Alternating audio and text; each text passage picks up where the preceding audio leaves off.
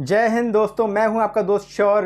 आज हम आपके लिए लेके आए हैं कुछ ऐसे ट्रेनिंग पर्पस मटेरियल जिससे आप डेटा एनालिस्ट बन सकते हैं और यहां से आपका सफ़र शुरू हो सकता है। और तो इसकी शुरुआत आपको जैसा हम जानते हैं एक कॉमन टूल है माइक्रोसॉफ्ट एक्सेल।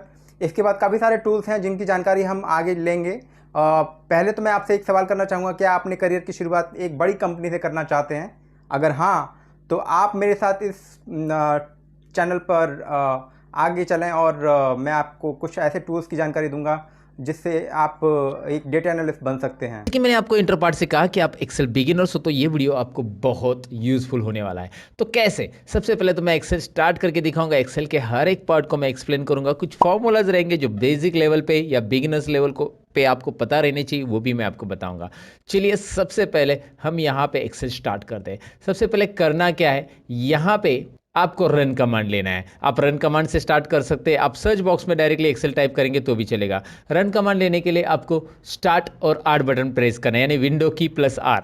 विंडो की प्लस आर स्क्रीन पे मैं आपको दिखा रहा हूँ और उसके बाद आपको यहाँ पे एक्सेल टाइप करना है।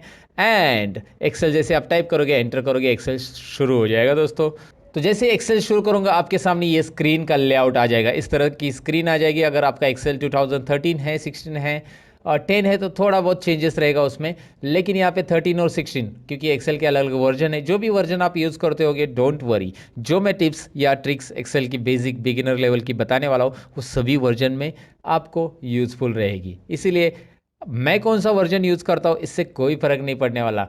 आप कौन सा वर्जन यूज़ करें इससे भी कोई फ़र्क नहीं पड़ने वाला। बस आपको एक्सेल के अंदर जितनी भी चीज़ें मैं यहाँ पे पढ़ाने वाला हूँ वो उस वर्जन में काम आएगी। और नहीं आ रही है, उस वर्जन में नहीं दिखाई दे रही है, तो मैं आपको बताऊँगा कि वो चीज़ें उस वर्जन में नहीं है। कौन सी है? ऐसी कुछ चीज़ें हैं जो कि पुराने वर्जन में नहीं है, लेकिन मैं आपको बताऊंगा। फिलहाल तो आपको यहाँ पे बताओ कि स्क्रीन में आपको लेफ्ट साइड में जो रिसेंट फाइल दिखाई दे रही है, ये मैंने बनाई हुई फाइल है। जैसे मैं अलग अलग एक्सेल के डेटा पे काम करता हूँ तो उसमें जितनी भी फाइल मैं सेव करता हूँ वो यहाँ पे आ जाती है रिसेंट फाइल के अंदर। राइट, रिसेंट फाइल का बॉक्स आपको दिखाई दे रहा है। इसके बाद आपको ब्लैंक वर्कबुक दिख रहा है और उसके बाद माइक्रोसॉफ्ट ने आपको कुछ ऑलरेडी फॉर्मूला ट्यूटोरियल से रिलेटेड पहले से कुछ शीट्स दी है, प्री फॉर्मेटेड शीट्स है, यहाँ से आप ले सकते हैं। उसके ऊपर आप यहाँ पे भी देख सकते हैं business, personal, planner and trackers, list, budgets, ऐसे बहुत सारे माइक्रोसॉफ्ट ने दिए हुए रेडीमेड वर्कबुक्स है। तो एक्सेल की फाइल को वर्कबुक्स बोलते हैं, ये तो आपको समझ में आया होगा। और यहाँ पे आपको दिख रहा है ब्लैंक वर्कबुक। सबसे पहले मैं यहाँ पे ब्लैंक वर्कबुक ही लेना चाहूँगा क्योंकि ब्लैंक वर्कबुक से हमारा इंट्रोडक्शन शुरू होगा ना दोस्तों। अब यहाँ पे आपको ये स्क्रीन जो दिखाई दे रही है ये एक्सेल का लेआउट है। एक्सेल की स्क्रीन ऐसी रहेगी और एक्सेल के अंदर अभी डिटेल में जान लेते हैं कि क्या क्या किसको बोलते हैं। सबसे पहले तो मैं आपको यहाँ पे बताऊं कि ऊपर जो दिखाई दे रहा है home, insert, page layout, formulas, data, review, view, मेरे पास कुछ और एक्स्ट्रा भी टैब है। ये कैसा है मैं आपको बताने वाला हूँ, वैसे भी don't worry about it. But ये जो है इसे टैब बोलते हैं। टैब होम के अंदर क्लिक किया तो मैंने यहाँ पे ढेर सारे ऑप्शंस आपको मिलेंगे और ये होता है एक्सेल का रिबन दोस्तों। रिबन नाम याद रखिएगा, मैं नीचे आपको टेक्स्ट में भी दिखा रहा हूँ, रिबन। ओके, सो इस रिबन के अंदर आपको यहाँ पे दिखाई दे रहा है क्लिपबोर्ड। क्लिपबोर्ड ग्रुप है, उसके बाद फॉन्ट ग्रुप है, उसके बाद अलाइनमेंट ग्रुप है। ये ग्रुप होते हैं। नंबर ग्रुप है, स्टाइल्स ग्रुप है, सेल्स ग्रुप है, एडिटिंग ग्रुप्स है। ये अलग अलग ग्रुप्स है। इस ग्रुप के बारे में भी हम जानेंगे कैसे इसके अंदर के ऑप्शंस हम ऑपरेट करेंगे। लाइक आपको किसी ने बोला कि होम टैब में अलाइनमेंट ग्रुप है और उसके अंदर मर्ज एंड सेंटर है, तो home tab, alignment group and merge and centre. समझ में आपको ये ग्रुप का काम क्या होता है? मतलब ये ग्रुप वाइज कुछ ऑप्शंस डिवाइड हो चुके हैं, इसके लिए यहाँ पे एक ग्रुप दिए हैं तो आपको ईजी हो जाता है उस ऑप्शन को फाइंड आउट करने के लिए। जैसे आपको बोला कि कंडीशनल फॉर्मेटिंग ये स्टाइल्स में अवेलेबल है होम टैब के अंदर, तो स्टाइल्स ग्रुप आपको होम टैब में ढूंढना है। होम टैब यहाँ पे है, स्टाइल्स ग्रुप यहाँ पे मिल रहा है आपको और उसके ऊपर कंडीशनल फॉर्मेटिंग यहाँ पे आपको दिखाई दे रहा है। ये भी हम सीखने वाले हैं दोस्तों, डोंट वरी अबाउट इट। सो ये एक वीडियो ऐसा मैं बना रहा हूँ जिसमें आपको बिगिनर्स लेवल में जो जानकारी होनी चाहिए एक्सेल की वो पूरी यहाँ पे रहेगी, इसीलिए बने रहिएगा। बस ये तो बताना था मुझे दोबारा, इसीलिए बता दिया। फिलहाल तो मैं आपको यहाँ पे बताऊँ कि यहाँ पे इसके बाद यहाँ पे होम टैब से लेकर ये टैब हो गया। हर एक टैब के अपने अपने ग्रुप्स है और अपने अपने ऑप्शंस है। मतलब यहाँ पे आप देख सकते हैं, इंसर्ट पे क्लिक किया तो tables group, illustration group, add ins group, charts group and ढेर सारे और भी ग्रुप्स है।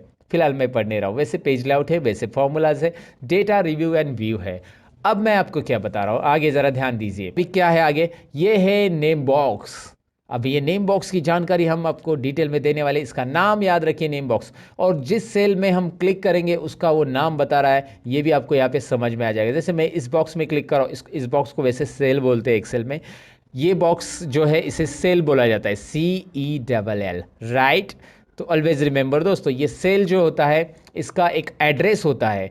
जैसे यहाँ पे आप देख पाएंगे कि आई कॉलम और रो नंबर 11, इस सेल में मैंने क्लिक किया था, आई यहाँ पे क्लिक किया था, सॉरी, I11, तो I11 यहाँ पे दिखाई दे रहा है आपको नेम बॉक्स के अंदर। अब मैं यहाँ पे क्लिक कर रहा हूँ, A3 दिखाई दे रहा है, इसका नाम क्या है, B3, इसका नाम C3, इसका नाम D3, आप समझ गए होंगे।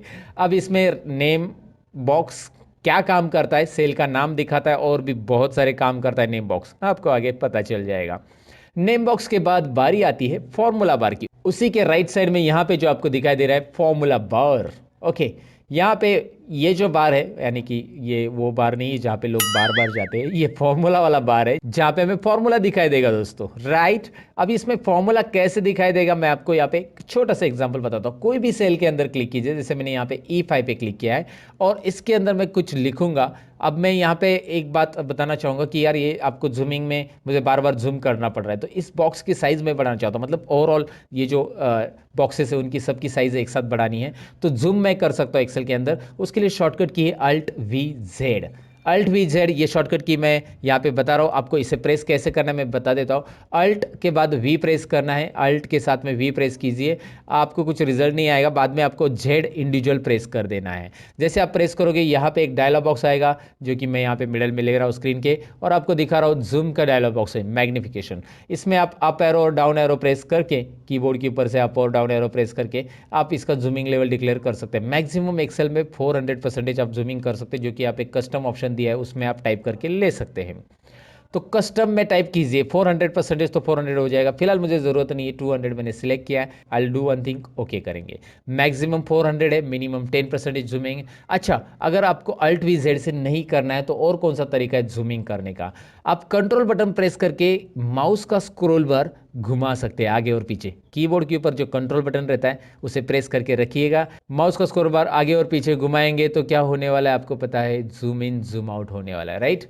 सो ये आप ट्राई कर सकते हैं, या इसके अलावा कर सकते हैं आप राइट कॉर्नर में, यहाँ पे राइट कॉर्नर में आइए और यहाँ पे आपको जूमिंग के लिए मिल रहा है ऑप्शन, प्लस की तरफ क्लिक करें, मतलब प्लस के ऊपर क्लिक करेंगे तो ये जूम इन होता जाएगा, माइनस पे क्लिक करेंगे तो ये जूम आउट होते जाएगा। ये सिंपल चीज़ें मुझे बताने की ज़्यादा ज़रूरत नहीं, लेकिन मैंने आपको बताया कि शॉर्टकट की से ये कर सकते हैं, और कैसे करना है आप ये समझ गए होंगे, राइट। ओके, तो अब यहाँ पे ही आपको समझ में आया कि जूम कैसे करना है। फिलहाल मैं आपको फॉर्मूला बार के बारे में बता रहा था, अब फॉर्मूला बार पे फिर से चले जाते हैं। अब फॉर्मूला बार करेगा क्या, कैसे काम करेगा दिखाता हूँ मैं आपको। यहाँ पे मैं इज इक्वल टू दे रहा हूँ, कोई भी फॉर्मूला लिखना है तो मैं यहाँ पे लिखता हूँ 50 इज इक्वल टू, ये कंपलसरी है एक्सेल के अंदर कोई भी फॉर्मूला के पहले लिखना, because every formula with begins with is equal to sign.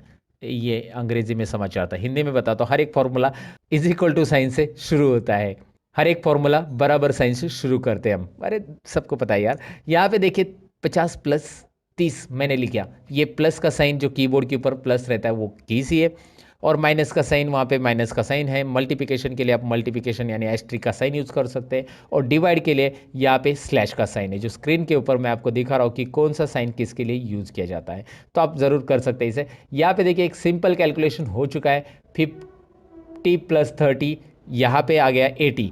अब मैं यहाँ पे 80 भी लिख रहा हूँ, नीचे मैंने डायरेक्ट 80 टाइप किया, यहाँ पे मैंने 80 कैलकुलेशन किया। आप बोलोगे इतना बेसिक कैलकुलेशन आपको आता नहीं क्या, मैंने आपको दिखाने के लिए किया कि ये होता क्या है। ध्यान से देखिए फॉर्मूला बार में ऊपर क्या दिख रहा है, जो कि मैंने C4 में कुछ टाइप किया था, दिखाई दे रहा है आपको, C4 सेल में मैंने टाइप किया है 50 + 30, और उसका आंसर तो 80 दिख रहा है सेल, लेकिन फॉर्मूला बार उसका फॉर्मूला दिखा रहा है। और C5 सेल में क्या हो रहा है, C5 सेल में मैंने डायरेक्टली 80 टाइप किया, राइट। तो 80 टाइप किया तो वहाँ पे कोई फॉर्मूला नहीं आ रहा है। So if there is a formula in your cell it will display formula, if there is a content in your cell it will display content. मतलब फॉर्मूला बार का काम यही होता है दोस्तों।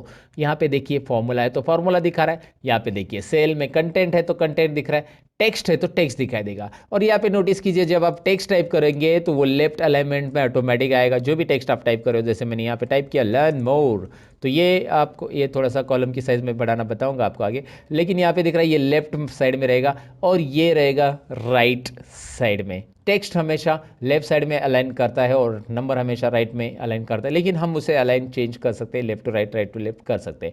फिलहाल तो फॉर्मूला बार मैंने बताया, और फॉर्मूला बार इतना ही नहीं है जितना दिख रहा है। फॉर्मूला बार को यहाँ पे राइट कॉर्नर से हम एक्सटेंड कर सकते हैं। यहाँ पे एक छोटा सा डाउन एरो दिख रहा है आपको, और इसे आप क्लिक करेंगे तो ये फॉर्मूला बार एक्सटेंड होता है, राइट।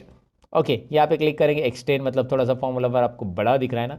जब ज़रूरी है, जब बहुत बड़ा फॉर्मूला आप लिख रहे हैं, तब जाके ये फॉर्मूला बार को एक्सटेंड करने की ज़रूरत आपको पड़ सकती है, जो कि वो लाइन में नहीं बैठा तो वो नीचे की लाइन में आ जाएगा अगर आप वहाँ पे क्लिक करते हो तो, राइट। ओके, सो ये इंट्रोडक्शन के बाद आगे बढ़ते हैं। यहाँ पे मैं आपको बताऊँ कि these are the columns of Excel. ये जो है ABCDEFGH IJKLMNOPPQRSTUVWXYZ, मैं गाना नहीं गा रहा हूँ, ये कॉलम्स है एक्सेल के। और जेड तक ही नहीं है, आप देखेंगे आगे भी कॉलम है, AB AC AD समझे, AD I mean AD column का नाम है। वैसे ही A to Z हो जाएगा, फिर BA आ जाएगा, BB भी आ जाएगा दोस्तों, BB BC BD, वो बीड़ी नहीं जो पीने वाली है। Okay, I am just joking, but आपको मैं बता रहा हूँ कि यहाँ पे बहुत सारे हैं, बहुत सारे BF भी कॉलम है, BG है। और आपको मैं बताऊँ कि ऐसे आप राइट एरो प्रेस करने से अच्छा कंट्रोल और राइट एरो प्रेस करो, डायरेक्टली लास्ट कॉलम पे आ जाएंगे। लास्ट कॉलम को जंप करने के लिए कंट्रोल राइट एरो, और फर्स्ट कॉलम को जंप करने के लिए control left arrow, right, control right left, right left. अब ये जो राइट प्रेस करने के बाद ये लास्ट कॉलम जो आ रहा है वो है टोटल काउंटिंग। अगर हम करेंगे, वैसे मैं आपको डायरेक्टली बता रहा हूँ, काउंटिंग करने की जरूरत नहीं, आपको बैठना नहीं काउंटिंग के लिए, या ड्रैग भी नहीं करना है कोई नंबर्स। 16,384 टोटल कॉलम्स एक्सेल में रहते, इतने सारे रिकॉर्ड्स हम वर्टिकली रख सकते हैं। लेकिन मैं आपको बताऊँ क्या कि ये रिकॉर्ड्स एक्सेल के अंदर के जो होते हैं ना, इतने भी हमें कम पड़ते हैं। बड़े बड़े कंपनी का जब डेटा आता है, जैसे कोई मल्टीनेशनल कंपनी का डेटा है, बैंकिंग का डेटा है, बैक ऑफिस का डेटा है, तो एक्सेल वहाँ पे एक्सेल का थोड़ा सा ड्रॉबैक है।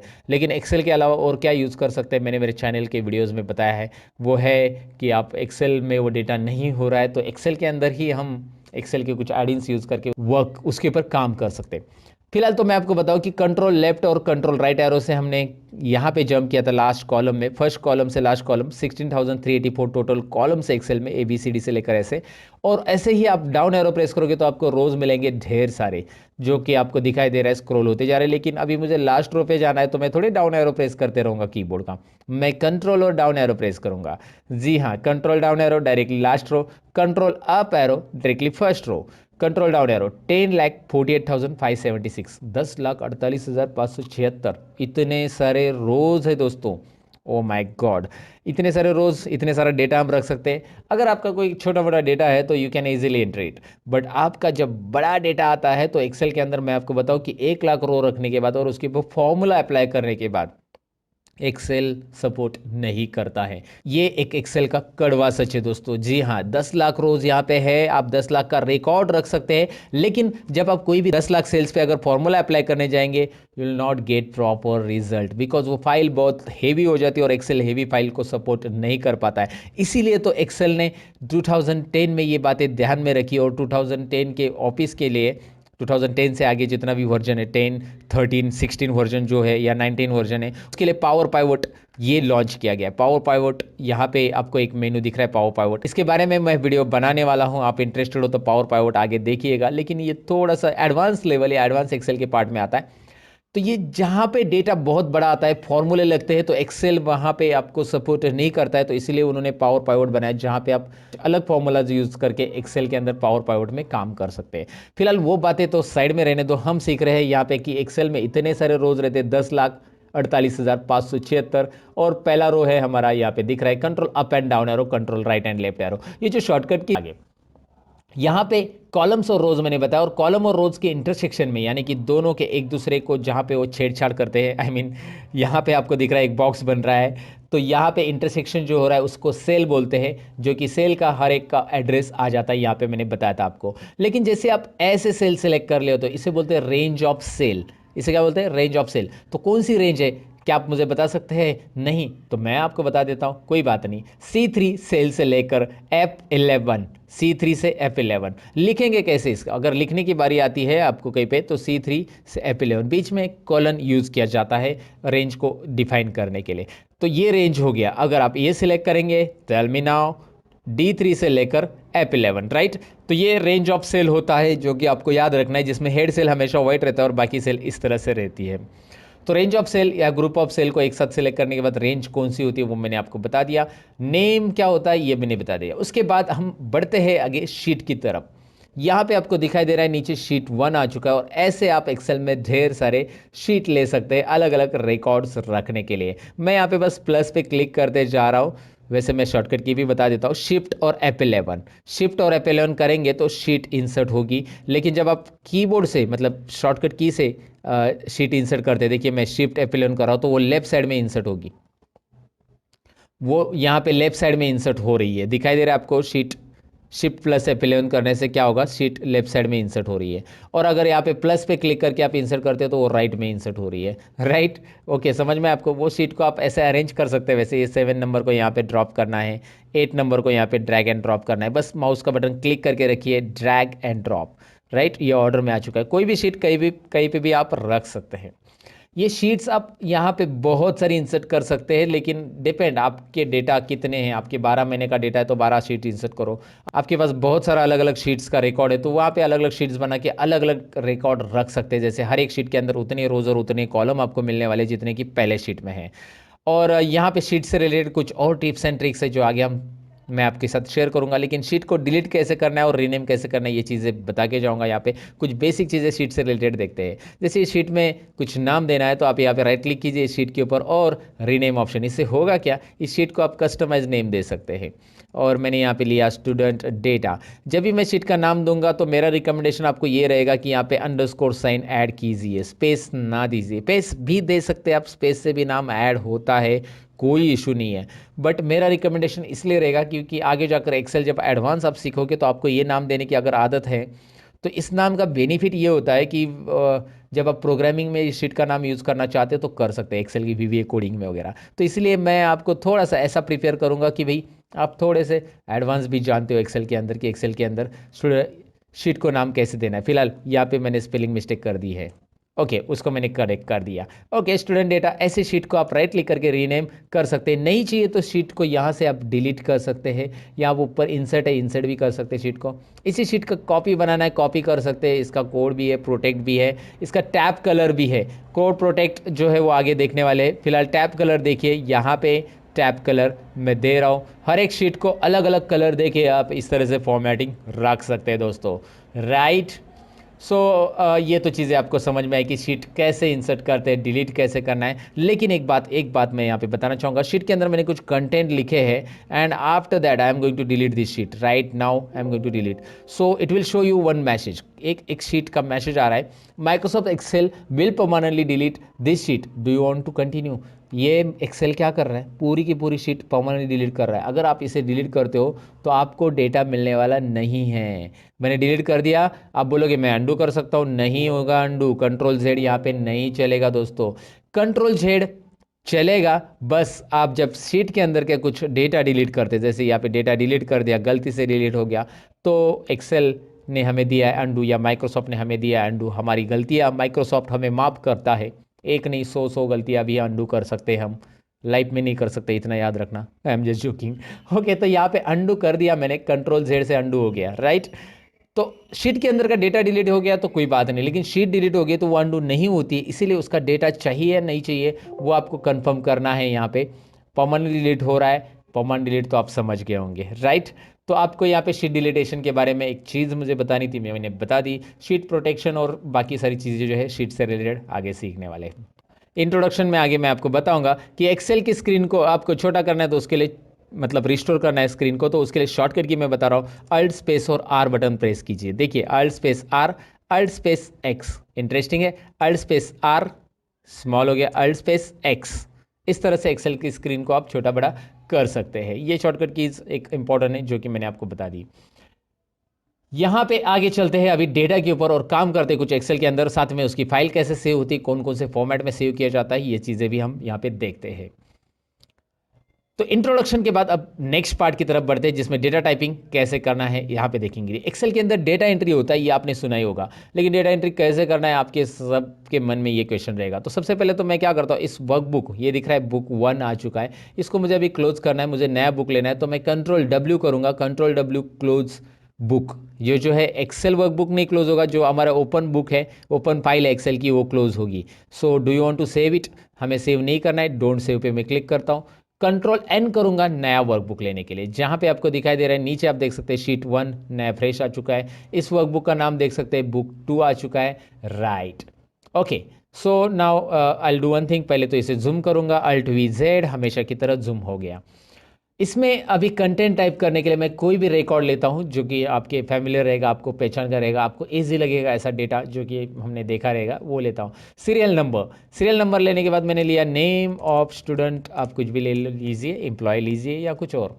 तो यहाँ पे देखिए बी और सी कॉलम के अंदर, यहाँ पे आपको दिखाई दे रहा है कि बी कॉलम के अंदर के कंटेंट सी में जा चुके हैं, ऐसा होना चाहिए क्या? नहीं, बी ने सी की जगह भी ले लिए, नहीं बी ने बी की जगह लेनी चाहिए, तो बी को जगह थोड़ी सी बड़ी चाहिए। इसके लिए हम करेंगे क्या, यहाँ पे बी और सी कॉलम के बीच में माउस लेके आएंगे, बी और सी कॉलम के बीच में जब हम माउस लाएंगे, you will find out arrow, दिखाई दे रहा है ना, इससे क्या होगा, इससे आप ड्रैग कीजिए क्लिक करके, माउस से साइज बढ़ेगी, या फिर आप डबल क्लिक कीजिए, देखिए डबल क्लिक किया तो भी चलेगा, या ड्रैग करेंगे तो भी चलेगा, इट्स अप टू यू कि आपको क्या करना है, यहाँ पे कैसे करना है। डबल क्लिक करने और ड्रैग करने में फ़र्क क्या होता है, ड्रैग करने में आप एक्स्ट्रा साइज भी बढ़ा सकते हैं, लेकिन डबल क्लिक जब आप करते हो तो जितने कंटेंट की साइज है उतनी ही हो जाती है। अच्छा, इसके लिए कीबोर्ड का शॉर्टकट की भी है, मैं आपको बताऊंगा आगे, चलिए आगे देखेंगे कीबोर्ड से कैसे होगा वो भी। फिलहाल आपको मैं यहाँ पे बताता हूँ Subject 1, Subject 2, Subject 3, और यहाँ पे हम टोटल करेंगे, उसके बाद हम यहाँ पे मैक्स भी निकालेंगे, ये सब बेसिक फॉर्मूलाज हम इसमें कवर कर लेंगे, मिनिमम लेंगे, काउंट लेंगे, एवरेज लेंगे एंड परसेंटेज लेंगे। आप बोलेंगे एवरेज और परसेंटेज वो एक ही होता है, नहीं, देखेंगे एक ही होता है कि नहीं होता है, यहाँ पे पता चलेगा आपको। साथ में हम रिजल्ट भी निकालेंगे, ग्रेड भी निकालेंगे, ये सारी चीज़ें यहाँ पे देखेंगे कैसे करना है। सबसे पहले तो यहाँ पे सीरियल नंबर के नीचे कर्सर रखिए एंड नाउ टाइप 1 और 2, यहाँ पे आपको 1 और 2 टाइप करना है। यहाँ पे आपको दिख रहा है ये जो है मैंने कंटेंट टाइप किए हैं, तो मुझे क्या करना है, यहाँ पे इसे ड्रैग करना है, तो मैं क्या करूँगा, अब मैं 1 और 2 को दोनों को सिलेक्ट कर चुका और इस कॉर्नर पे माउस लेके आ रहा हूँ, जिसको हम फिल हैंडल बोलते हैं। ये जो छोटा सा नन्ना सा प्लस दिख रहा है ना, ब्लैक वाला, ये छोटा प्लस हम यहाँ पे क्या करेंगे, इसे ड्रैग करेंगे, इस फिल हैंडल से ड्रैग करेंगे तो क्या होगा, सीरियली फिल होगा। लेकिन एक बात याद रखिए, मैंने 1 और 2 टाइप किया वैल्यूज़, तो ऑटोमेटिकली वो उसके गैप में फिल होते जा रहा है। अगर आपने 1 और 5 टाइप किया होगा और दोनों को सिलेक्ट करके ड्रैग किया होगा, तो दोनों के बीच में जो गैप है वही यहाँ पे जनरेट होते जाएगा, राइट। तो ये यहाँ पे समझ में आएगा। अगर आपने 1 लिखा और ड्रैग किया तो क्या होगा, सब जगह पे 1 1 होगा। लेकिन फिर भी आप चाहते 1 लिखे और ड्रैग करने के बाद भी, तो यहाँ पे माउस पॉइंटर लेके आइए और कंट्रोल बटन कीबोर्ड पे प्रेस कीजिए। होगा क्या इससे, जब आप कंट्रोल प्रेस करते तो you will find out small plus और ऑन दैट प्लस, तो जो पहला प्लस है उसी के ऊपर एक और प्लस आ रहा है, देखो कंट्रोल छोड़ दिया, गया, कंट्रोल प्रेस किया, आ गया। अब करेंगे क्या, मैं आपको दिखाता हूँ, चलिए मैं कंट्रोल प्रेस करके इसको ड्रैग करूंगा तो ये सीरियली फिल होगा। मतलब कोई एक नंबर से भी आप सीरियली फिल कर सकते हैं, या 2 नंबर टाइप किया और दोनों को बिना कंट्रोल प्रेस करके फिल हैंडल से, फिल हैंडल याद रखना है, उससे ड्रैग करेंगे तो भी हो जाएगा।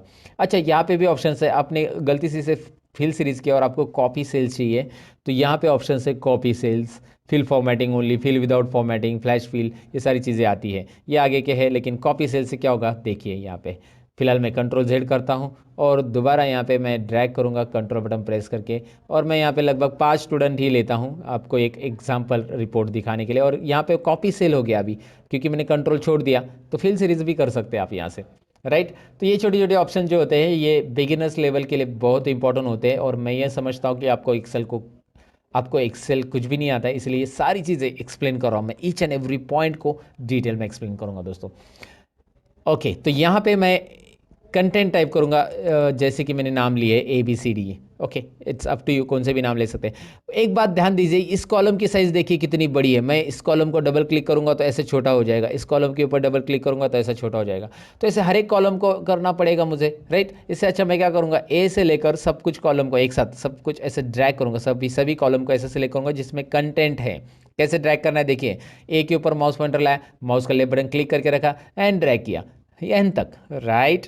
एन तक ड्रैग किया लेफ्ट बटन क्लिक करके। अब कहीं पे भी एक जॉइंट पे मतलब माउस पॉइंटर लेके आइए, कहीं पे भी आप एक जॉइंट पे लेके आइए माउस पॉइंटर, यहाँ पे देख सकते हैं, और इसके ऊपर डबल क्लिक कीजिए।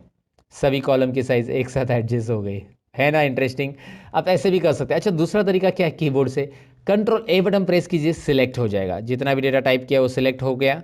अब आपको प्रेस करना है कीबोर्ड पे एक शॉर्टकट की, वो है अल्ट प्रेस कीजिए, वो है अल्ट प्रेस कीजिएगा, उसके बाद एच प्रेस कीजिएगा, उसके बाद ओ, और उसके बाद आई। देखिए मैंने उसके बाद बोला, यानी कि अल्ट के साथ ये सारी चीज़ें प्रेस करके नहीं रखनी है। अल्ट प्रेस करके छोड़ देना है, एच प्रेस करके छोड़ देना है, ओ प्रेस करके छोड़ देना है, और आई प्रेस करना है। दोबारा देखिए, अल्ट एच ओ आई, राइट। तो ये होता क्या है मैं आपको बता देता हूँ, यहाँ पे ही पहले ही बता देता हूँ कि होता क्या है। जैसे आप अल्ट प्रेस करते हो तो यहाँ पे ऊपर दिखाई दे रहा है कि कौन से टैब के लिए कौन सी शॉर्टकट की बनी है। अल्ट प्रेस करते ही वो सारी शॉर्टकट कीज़ यहाँ पे दिखाई देती है। अच्छा, हमें होम टैब में जाना है तो मैं एच प्रेस करता हूँ। चलिए मैं एच प्रेस करता हूँ तो होम टैब के सारे ऑप्शन यहाँ पे दिखाई देंगे। फिर होम टैब में ऐसा कौन सा ऑप्शन है जो हमारे कॉलम को ऑटो फिट करता है, वो है फॉर्मेट के अंदर। यहाँ पे फॉर्मेट जो दिखाई दे रहा है राइट साइड में, उसके अंदर वो है। तो ओ है फॉर्मेट के लिए, तो मैंने ओ प्रेस किया, और ओ के अंदर आपको यहाँ पे दिखाई दे रहा है ऑटो फिट कॉलम विड्थ, जो ऑप्शन दिखाई दे रहा है ना, उसके लिए आपको आई प्रेस करना है। वैसे आपको रो करना है या बाकी सारी चीज़ों के लिए भी दिया है, फिलहाल तो हमें आई प्रेस करना है यहाँ पे। तो अल्ट एच ओ आई करेंगे तो ये ऑटोमेटिक हो जाता है। तो याद रखिए अल्ट का जो कीज़ है या कॉम्बिनेशन है, ये आपको बहुत यूज़फुल होगा। अल्ट प्रेस करके छोड़ देना है, फिर एच, और उसके अंदर होम टैब के अंदर के ऑप्शन, ऐसे आप ऑपरेट कर सकते हैं। ऐसे ढेर सारी शॉर्टकट की बना के आप प्रैक्टिस कर सकते हैं। इसे ज़रूर ट्राई कीजिएगा दोस्तों।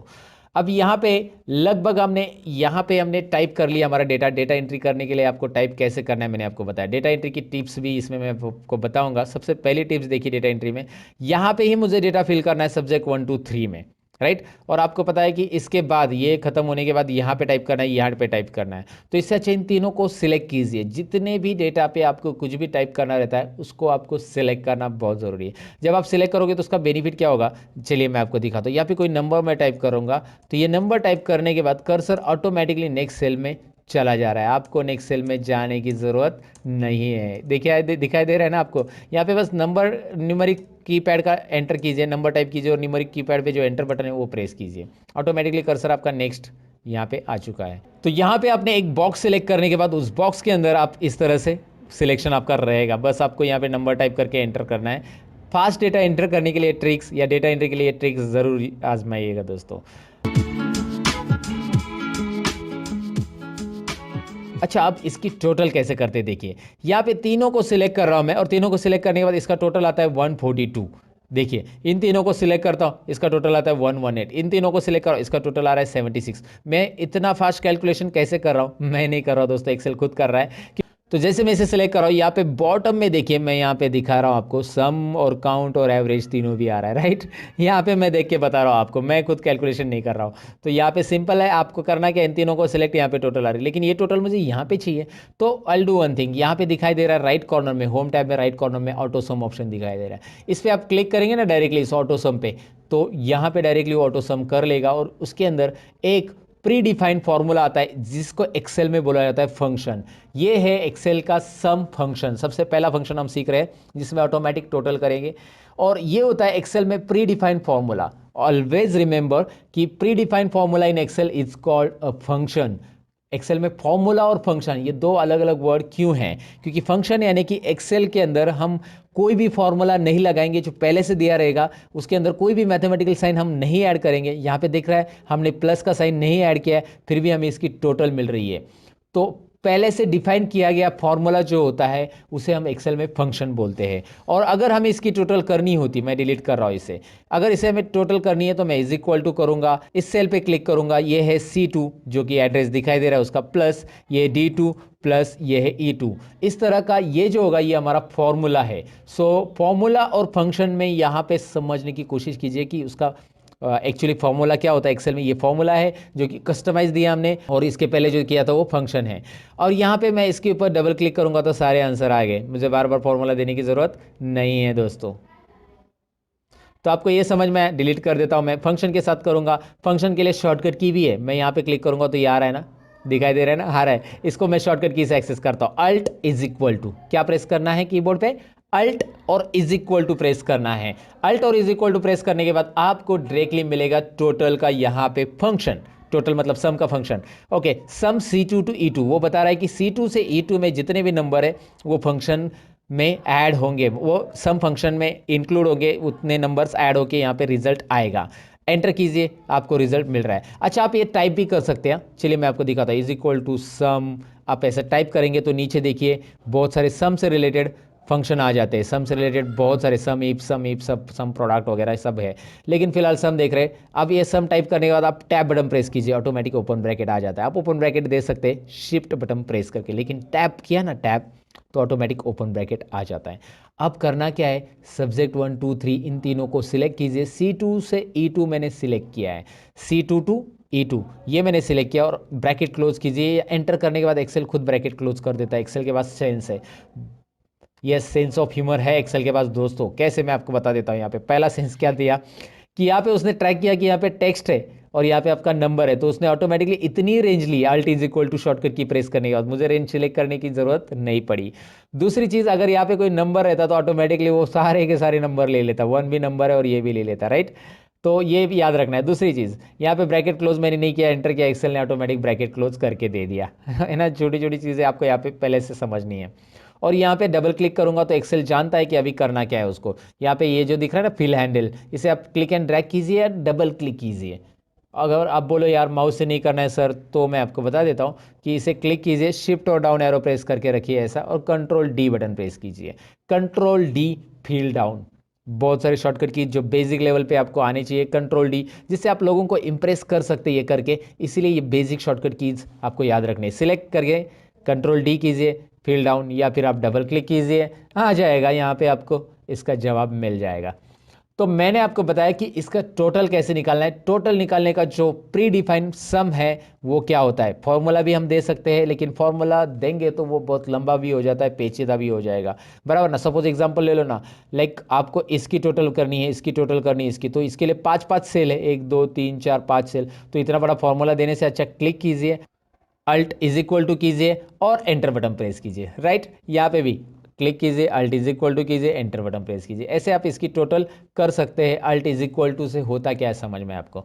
फिलहाल तो यहाँ पे अल्ट इज इक्वल टू इसकी टोटल, और यहाँ पे डबल क्लिक आ गया। मैक्स निकालने के लिए यहाँ पे ऑटो सम के अंदर जो कॉर्नर में राइट कॉर्नर में आपको दिखाई दे रहा है, इसके अंदर आपको max, mean, count numbers, average और सम तो हमने निकाल लिया। तो अभी मैक्स निकालना है तो मैं मैक्स पे क्लिक करता हूँ। यहाँ पे उसने क्या कर लिया, बाय डिफॉल्ट लेफ्ट साइड के सभी नंबर ले लिए। देखिए अब मैंने आपको बताया था एक्सेल में सेंस है। आप बोलोगे यार मुझे तो सब्जेक्ट 1 2 3 इन तीनों में से मैक्सिमम निकालना है, टोटल नहीं लेना है। तो एक्सेल ने क्यों लिया टोटल, क्योंकि भाई एक्सेल को वो नंबर मिल रहा है और नंबर ऑटोमेटिक एक्सेल ट्रैक करेगा। अब करना क्या है, आपको इन तीनों को सिलेक्ट करना है ना, ड्रैग करके माउस का पॉइंटर 45 से लेकर 65 तक ड्रैग कीजिए। Max C2 to E2 formula दिख रहा है आपको आगे, आई मीन फंक्शन दिख रहा है आपको आगे, ये मैक्सिमम निकालेगा। डबल क्लिक कीजिए, ये मैक्स, इनमें तीनों में कौन सा मैक्सिमम मार्क्स है वो आपको यहाँ पे डिस्प्ले करेगा। वैसे आप मिनिमम भी डिस्प्ले कर सकते हैं। करना क्या है, मिनिमम के लिए आपको सिंपल देना है, यहाँ पे is equal to sign minimum MIN type कीजिए, उसके बाद टैब बटन प्रेस कीजिए। आप यहाँ पे इसे सिलेक्ट कीजिए, तीनों सब्जेक्ट को एंटर कीजिए। फॉर्मूला आप टाइप करके भी कर सकते हैं। करना क्या है मैंने आपको बताया, देखिए काउंट में बताता हूँ। करना क्या है, is equal to COUNT, UN type किया तो भी ऑटोमेटिक नीचे हाईलाइट हो रहा है। उसके बाद नीचे जैसे ही वो ब्लू कलर में हाईलाइट होता है वो फॉर्मूला जो भी हमारा रिक्वायर्ड है, टैब बटन प्रेस करने से आगे का T वगैरह टाइप करने की जरूरत नहीं पड़ेगी। फिर आप इन तीनों को सिलेक्ट करेंगे, फिर आप क्लोज करेंगे ब्रैकेट को, फिर आप एंटर करेंगे और फिर आप ही करेंगे सब कुछ। यहाँ पे डबल क्लिक करना है, दोनों को एक साथ सिलेक्ट करके मैंने डबल क्लिक किया। ये फॉर्मूलाज वहाँ से भी आप ले सकते हैं ऑटो सम से, लेकिन मैंने इसको बताया इस तरह से। अच्छा, आपने बोला कि सर जैसे इसको अल्ट इज इक्वल टू से किया, वैसे ये नहीं होगा क्या कोई शॉर्टकट की से, राइट ना। शॉर्टकट की से भी तो होना चाहिए। दरअसल इसके लिए शॉर्टकट कीज मैंने आपको बताई है। आप बोलोगे यार कभी बताइए, अभी तो मैं एक्सपेंशन पढ़ा है। मैंने बताया था आपको, अल्ट करिए, H कीजिए, H करने के बाद ऑटो सम के लिए क्या आता है देखिए वहाँ पे, ज़रा ध्यान से देखिए, मैं जूम करके भी बता रहा हूँ। वहाँ पे ऑटो सम के लिए क्या आ रहा है, U आ रहा है। U आ रहा है तो मैं U प्रेस करता हूँ और U के अंदर मैक्स निकालना है तो M, राइट। अब यहाँ पे आपको माउस यूज़ नहीं करना पड़ा, right. Alt H U M, shift और लेफ्ट एरो प्रेस करूँगा क्योंकि मैंने यहाँ पे जो सिलेक्शन देखा था वो 3 सेल का चाहिए था मुझे और 4 सेल का आ रहा है। शिफ्ट और left arrow, shift button hold down करके लेफ्ट एरो कीबोर्ड का प्रेस करने से एक सिलेक्शन, एक सेल कम होगी और एंटर कीजिए। क्या हो रहा है ज़रा देखिए, वापस देखिए, अल्ट एच यू और आई, आई यानी मिनिमम, शिफ्ट और लेफ्ट एरो कितनी बार, 2 बार, एंटर। मैंने माउस को हाथ ही नहीं लगाया, इसके लिए माउस की ज़रूरत ही नहीं पड़ी मुझे। एक बार आपकी प्रैक्टिस हो गई ना तो आपको माउस की ज़रूरत ही नहीं यार। मतलब मैं आपको बता रहा हूँ, वैसे माउस की ज़रूरत पड़ती है कभी कभी चार्ट्स वगैरह के लिए, लेकिन फिलहाल ऐसे डेटा के लिए तो ज़रूरी नहीं जहाँ पे फॉर्मूलाज आपको इजीली अप्लाई करने हैं। Alt H home tab, U auto sum, और काउंट नंबर्स के लिए है सी, राइट। वहाँ पे आप देख सकते हैं राइट साइड में जो छोटा सा बॉक्स आ रहा है, छोटा सा नन्हा सा प्यारा सा बॉक्स में देख सकते हैं सम के लिए यस था, एवरेज के लिए ए है, काउंट के लिए सी है, मैक्सिमम के लिए एम है, मिनिमम के लिए आई है। फिलहाल सी प्रेस करते हैं और यहाँ पे 6 सेल सिलेक्ट हो गए C2 to H2। तो करेंगे क्या, कीबोर्ड से करना है, माउस से तो आप कर सकते हैं लेकिन कीबोर्ड से करना है तो शिफ्ट लेफ्ट एरो 3 बार, क्योंकि 3 सेल रिमूव करने हैं, एंटर कीजिए। Alt H U A, average के लिए शिफ्ट लेफ्ट एरो 4 बार और एंटर कीजिए, राइट। अब मुझे ये भी कीबोर्ड से ही करना है तो मैं करूँगा क्या, शिफ्ट और राइट एरो, फिर शिफ्ट और डाउन एरो और फिर control D, right. Okay, got it दोस्तों। तो ये आपको समझ में आया कि मैंने मैक्स, मीन, काउंट, एवरेज कैसे निकाला। इंटरेस्टिंग है, कोई डिफिकल्टी नहीं है इसमें, कीबोर्ड से कैसे करना है, माउस से कैसे करना है, दोनों चीज़ें मैंने आपको बताई। अच्छा एक बात, एक सवाल मैं आपको पूछना चाहूँगा यहाँ पे कि एवरेज और परसेंटेज सेम रहते हैं क्या? ज़रा मुझे कमेंट सेक्शन में ज़रा बता देना कि एवरेज और परसेंटेज सेम रहते हैं क्या। आप अपना आंसर चेक कर लेना, कमेंट में पहले आंसर लिख देना और फिर यहाँ पे मैं आपको आंसर बता रहा हूँ। एवरेज और परसेंटेज सेम रहते हैं या नहीं रहते हैं, यहाँ पे आपको पता चलेगा, खुद मैं कैलकुलेट कर रहा हूँ। मैं इसका ज़रा कॉलम की साइज़ बढ़ा लूँगा क्योंकि एवरेज जो है पॉइंट्स में आता है और वो पॉइंट्स नहीं दिख रहे थे, तो मैंने कॉलम की साइज़ बढ़ा दी। लेकिन यहाँ पे ज़्यादा डेसिमल आ रहे हैं, इतने ज़्यादा डेसिमल प्लेसेस हमें चाहिए क्या, देखिए कॉलम की साइज़ बढ़ाइए, इतने सारे डेसिमल आ रहे हैं। तो डेसिमल प्लेसेस को अगर कम ज़्यादा करना है या एक एक पर्टिकुलर डेसिमल में रखना है तो यहाँ पे होम टैब में आपको ऑप्शन दिया गया है नंबर फॉर्मेट में, ये नंबर ग्रुप दिख रहा है ना, उसमें आपको यहाँ पे ये जो ऑप्शन दिखाई दे रहा है डिक्रीज डेसिमल है, और यहाँ पे मैं डिक्रीज कर दिया पूरा का पूरा, लेकिन मुझे यहाँ पे राउंड फिगर मिलेगा फिर, तो मैं इंक्रीज डेसिमल पे क्लिक करूँगा। इंक्रीज डेसिमल पे क्लिक जैसे करूँगा, 1 2, ये इंक्रीज और डिक्रीज डेसिमल यहाँ पे याद रखना है, इंक्रीज डेसिमल डिक्रीज डेसिमल। सो यहाँ पे बस क्लिक करेंगे तो आपको मिल जाएगा वो ऑप्शंस। यहाँ पे डबल क्लिक कीजिए, कॉलम की साइज़ यहाँ पे एडजस्ट हो जाएगी। ये 2 डेसिमल मैंने रख दिया। अब यहाँ पे परसेंटेज के लिए फॉर्मूला हमें देना पड़ेगा क्योंकि कोई फंक्शन अवेलेबल नहीं है एक्सेल के अंदर, और परसेंटेज का जो फॉर्मूला रहेगा हम कैसे करेंगे, is equal to this is our total divide by what is next, total divide by out of marks, कितने में से मिला ये तीनों भी सब्जेक्ट 100 मार्क्स के मेरे, मतलब पहले सब्जेक्ट 1 को 100 में से मिला है, सब्जेक्ट 2 को 100 में से मिला है और सब्जेक्ट 3 को 100 में से मार्क्स मिला है, तो तीनों 300 में से मुझे मिले हैं, इसलिए 300 इंटू 100, राइट। सो 300 इंटू 100 अगर मैं क्रॉस मल्टीप्लिकेशन करूंगा तो दोनों जीरो हट जाएंगे और यहाँ पे मैं 3 लिखूंगा तो भी चलेगा, लेकिन मैं आपको फॉर्मूला समझाने के लिए ऐसा लिख रहा हूँ, एंटर करूंगा और मैं यहाँ पे डबल क्लिक करूंगा और यहाँ पे देखिए क्या हो रहा है, एवरेज और परसेंटेज यहाँ पे आपको दिखाई दे रहा है। यहाँ पे डेसिमल प्लेसेस एक काम कीजिए, कम कीजिए, 2 डेसिमल प्लेसेस रखिए बस, और आपको एवरेज और परसेंटेज सिमिलर दिख रहा है या नहीं, ज़रा बताइए। सिमिलर है आप बोलेंगे, सिमिलर ही होता है ऐसा आप बोलेंगे, लेकिन कुछ केसेस में सिमिलर है कुछ केसेस में नहीं। अब कैसे, मैं आपको बता देता हूँ। अगर आपके सब्जेक्ट तीनों भी सब्जेक्ट 100 मार्क्स के हैं तो एवरेज और परसेंटेज सिमिलर रहेगा, लेकिन कोई एक सब्जेक्ट 150 में से मार्क्स मिले हैं, so it is possible to like get 148 marks, है ना, आपको 148 मिले हैं 150 में से, राइट। इधर 100 में से मिले आपको 98 और इधर 100 में से मिले आपको 95। तो अब आपका मार्क्स, यहाँ पे ज़रा डबल क्लिक करता हूँ मैं, यहाँ पे भी डबल क्लिक करता हूँ क्योंकि ये ऐसा आ गया ना, ज़रा ध्यान से देखिए, यहाँ पे हैश आ रहा है ना, तो यहाँ पे एक कॉलम की साइज़ कम पड़ रही, समझ जाना, ये छोटी छोटी चीज़ें डेटा एंट्री में याद रखना। तो आपको कॉलम की साइज़ बढ़ा देना है, डबल क्लिक करना है, ऐसे आप कर सकते हैं। आपको यहाँ पे ये समझना है कि यहाँ पे टोटल कितनी है, 341, यानी 350 में से ये मिले हैं आपको, 300 में से नहीं मिले। So average can be greater then 100, हो सकता है ना, एवरेज तो 100 से ज़्यादा हो सकता है, लेकिन परसेंटेज हो सकता है क्या, 113% कभी सुना है किसी स्टूडेंट को मिले? तो भैया आपका कैलकुलेशन तो गलत है, क्योंकि ये मिले हैं आपको 350 में से। तो यहाँ पे एक तो आप 350 लिखो या फिर इसको आप इस तरह से लिखो 3.5, ये भी चलेगा क्योंकि क्रॉस मल्टीप्लिकेशन में 2 जीरो जो है इधर पॉइंट में आ जाएंगे। तो ये देखिए आपका जवाब क्या आएगा, इस तरह के आपके परसेंटेज रहेंगे, 97% आपको मिले रहेंगे और एवरेज इस तरह से रहेगा। तो एवरेज और परसेंटेज अलग अलग होगा जब आपके सब्जेक्ट के मार्क्स कुछ अलग ही है, 100 नहीं है, 100 में से है तो एवरेज और परसेंटेज सिमिलर रहेगा। फिलहाल मैं इसे अंडू कर देता हूँ सारी चीज़ों को, और मैं आपको ये बताने के लिए ये मैंने सारी चीज़ें या उटपटांग हरकतें की कि एवरेज और परसेंटेज अलग अलग कौन से केसेस में होते हैं। अब आप किसी को भी बता सकते हैं, बहुत सारे लोगों की एक गलत फहमी होती है कि ये दोनों इक्वल रहते हैं, लेकिन कुछ केसेस में ये दोनों सिमिलर या इक्वल हम नहीं कह सकते उसको, राइट। अब रिजल्ट और ग्रेड तो हम निकालने वाले दोस्तों, ये ज़रा ट्रिकी फॉर्मूला यहाँ पे इफ कंडीशन हम सीखने वाले हैं, और इफ कंडीशन से हम रिजल्ट और ग्रेड कैसे निकालेंगे सीखेंगे। लेकिन उसके पहले कुछ चीज़ें हम यहाँ पे सीख लेंगे। सबसे पहले तो हम कंडीशनल फॉर्मेटिंग सीख लेंगे। अब कंडीशनल फॉर्मेटिंग इनके ऊपर मुझे देनी है, सब्जेक्ट 1 2 3 को मैंने सिलेक्ट किया है। होता क्या है, होम टैब में कंडीशनल फॉर्मेटिंग एक ऑप्शन है।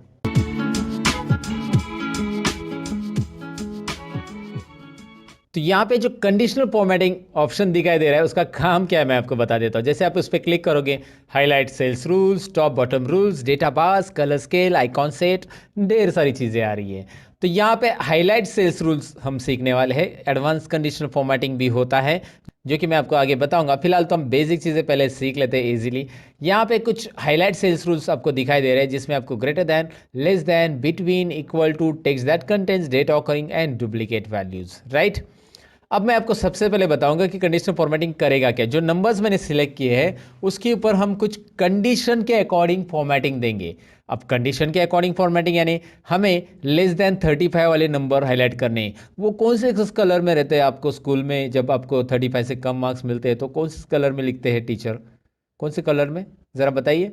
रेड कलर में, एवरीबडी नोज दैट। तो लेस देन पे क्लिक कीजिए, और यहाँ पे लेस देन पे क्लिक करने के बाद एक छोटा सा नन्ना सा डायलॉग बॉक्स आ रहा है हमेशा की तरह। और इस डायलॉग बॉक्स में मैं क्या कर रहा हूँ, जो 38 दिख रहा है वहाँ पे मैंने 35 किया है, और 35 करने के बाद आप देख सकते हैं ऑटोमेटिकली 35 से जो भी कम है सब्जेक्ट 1 2 3 में, तीनों में भी 35 से जितने भी कम है वो रेड कलर में बैकग्राउंड के साथ वो हाईलाइट हो रहे हैं। मुझे ये कलर नहीं चाहिए तो मैं यहाँ पे कलर कस्टमाइज कर सकता हूँ, और करने के लिए बस आपको यहाँ पे कस्टमाइज करने के लिए बस आपको यहाँ पे कस्टम फॉर्मेट पे क्लिक करना होगा। नीचे दिखाई दे रहा है कस्टम फॉर्मेट ऑप्शन है, जैसे आप इस ड्रॉप डाउन पे क्लिक कर देते हो।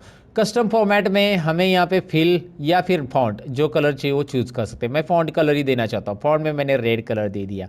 देखिए फॉन्ट में कलर में यहाँ पे रेड कलर, और ओके कीजिए। अब ओके कीजिए, देखिए क्या हो रहा है, बस 35 के नीचे वाले जो है उसका फॉन्ट कलर रेड हो चुका है। आसान है ना, बहुत बहुत ही आसान है। अब मैं आपको बताऊँ कि 35 के ऊपर वाले देने हैं तो conditional formatting, highlight cells rule, और यहाँ पे हाईलाइट सेल्स रूल में ग्रेटर दैन में क्लिक करेंगे। ग्रेटर दैन 35, ग्रेटर दैन 35 को कौन सा कलर देना है आपके ऊपर है, ग्रीन देना है, रेड देना है, कस्टम फॉर्मेट में जाइए, और यहाँ से आप ब्लू कलर देना चाहते हैं, जो भी है जो देना है वो दे सकते हैं।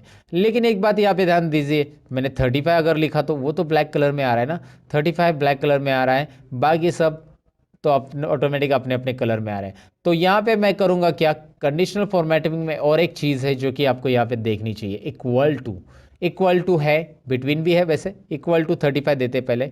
इक्वल टू 35 कौन से कलर में रखना है आपको? चलिए मैं यहाँ पे कस्टम फॉर्मेट में हमेशा की तरह कलर दूसरा लेता हूँ। यहाँ पे मतलब इस तरह मैंने पर्पल ले लिया। जैसे आप मार्क्स चेंज करेंगे वहाँ पे कलर भी चेंज हो जाएगा दोस्तों। यहाँ पे आप देख सकते हैं मैंने इसके मार्क्स चेंज किए, वहाँ पे हो गया उसका पर्पल, यहाँ पे इसको मैंने पास कर दिया, यहाँ पे हो गया उसको ओके। सो गॉट इट, आपको समझ में आया ये कैसे हो रहा है? ओके। अब मुझे यहाँ पे कोई बिटवीन मार्क्स हाईलाइट करने हैं, जैसे मुझे 150 टू 175 के बीच में हाईलाइट करने हैं, तो मैंने इसको सिलेक्ट किया, कंडीशनल फॉर्मेटिंग और बिटवीन पे क्लिक किया। सिंपल है, बिटवीन में 150 टू 170 मैंने दे दिया, तो मैंने दे दिया, और जस्ट मैंने कोई भी कलर यहाँ पे सिलेक्ट कर लिया और ओके किया। दिखाई दे रहा है आपको 150 टू 175 के, या जो भी आप फॉर्मेट दोगे उसके बीच में यहाँ पे नंबर हाईलाइट हो जाएंगे।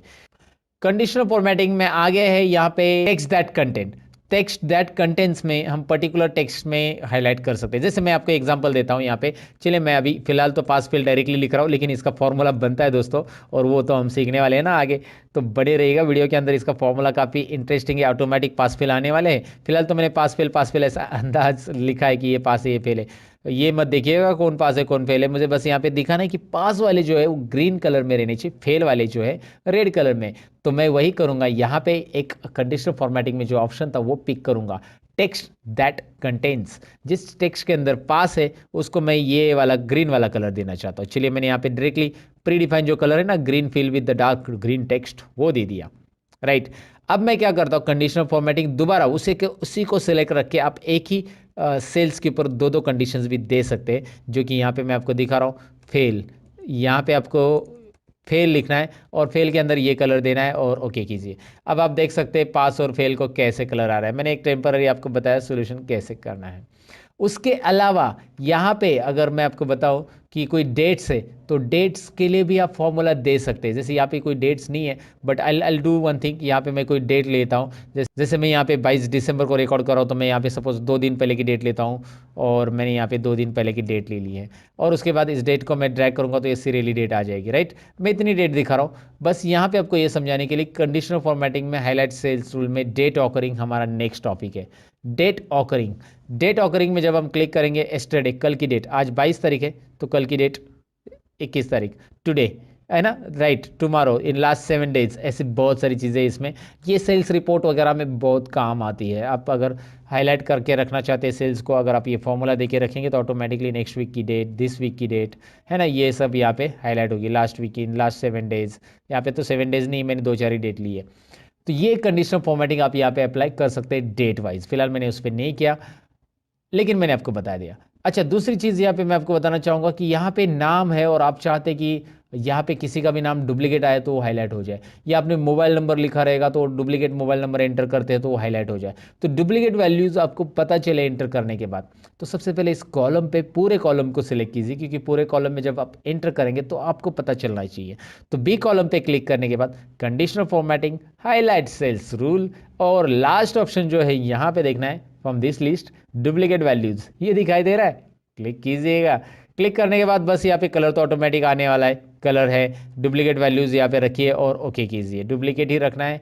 और अभी क्या होगा देखिए, मैं आपको बता देता हूँ कि ए अगर हमने डबल लिखा तो क्या हो रहा है। अगर मैं यहाँ पे ऐप लिखता हूँ सो कुछ भी प्रॉब्लम नहीं है, जी लिखता हूँ उसे कुछ प्रॉब्लम नहीं है, लेकिन उस लिस्ट में अगर वो नाम दोबारा आता है, जैसे ये नाम दोबारा आ गया है बी, तो वो हाईलाइट कर रहा है 2 बार है भैया, ये भी 2 बार है, कहाँ पे वो बता रहा है, सी डी भी हाईलाइट कर रहा है राइट। सो डुप्लीकेट वैल्यू हाईलाइट करने के लिए काफ़ी इंटरेस्टिंग है। आपने ए बी सी डी लिखा है, मैंने ये मत समझो कि ए बी सी डी आएगा खाली, मैंने अनिल नाम लिखा, और अगर अनिल नाम पहले से लिखा होगा लिस्ट में, लुक एट हियर, राइट, तो ये भी यहाँ पे हो जाएगा हाईलाइट।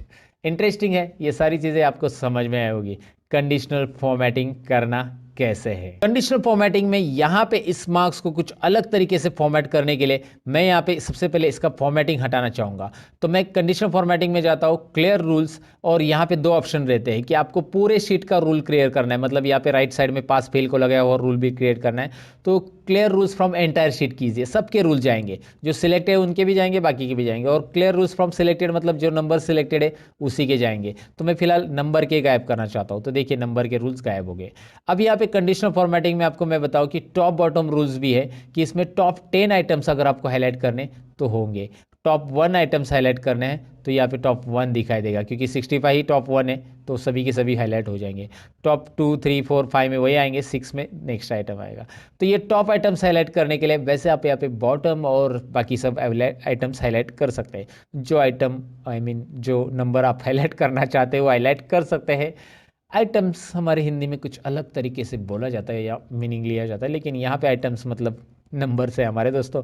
सो समझ में आपको ये कैसे करना है, टॉप बॉटम टॉप 10%, ये ज़रा ट्राई मारिएगा इसके ऊपर ज़रा। डेटा बास में यहाँ पे मैं आपको बताऊँ कि डेटा बास में जैसे ही आप कोई भी यहाँ पे नंबर्स मतलब कोई भी कलर्स के ऊपर या ग्रेडियंट के ऊपर सेलेक्ट करते हैं, सॉलिड फिल लीजिए या डेटा बास में ग्रेडियंट फिल लीजिए, यहाँ पे आपको वो कलर्स में वो पर्टिकुलर सेल पूरा यहाँ पे फिलअप दिखाई देगा।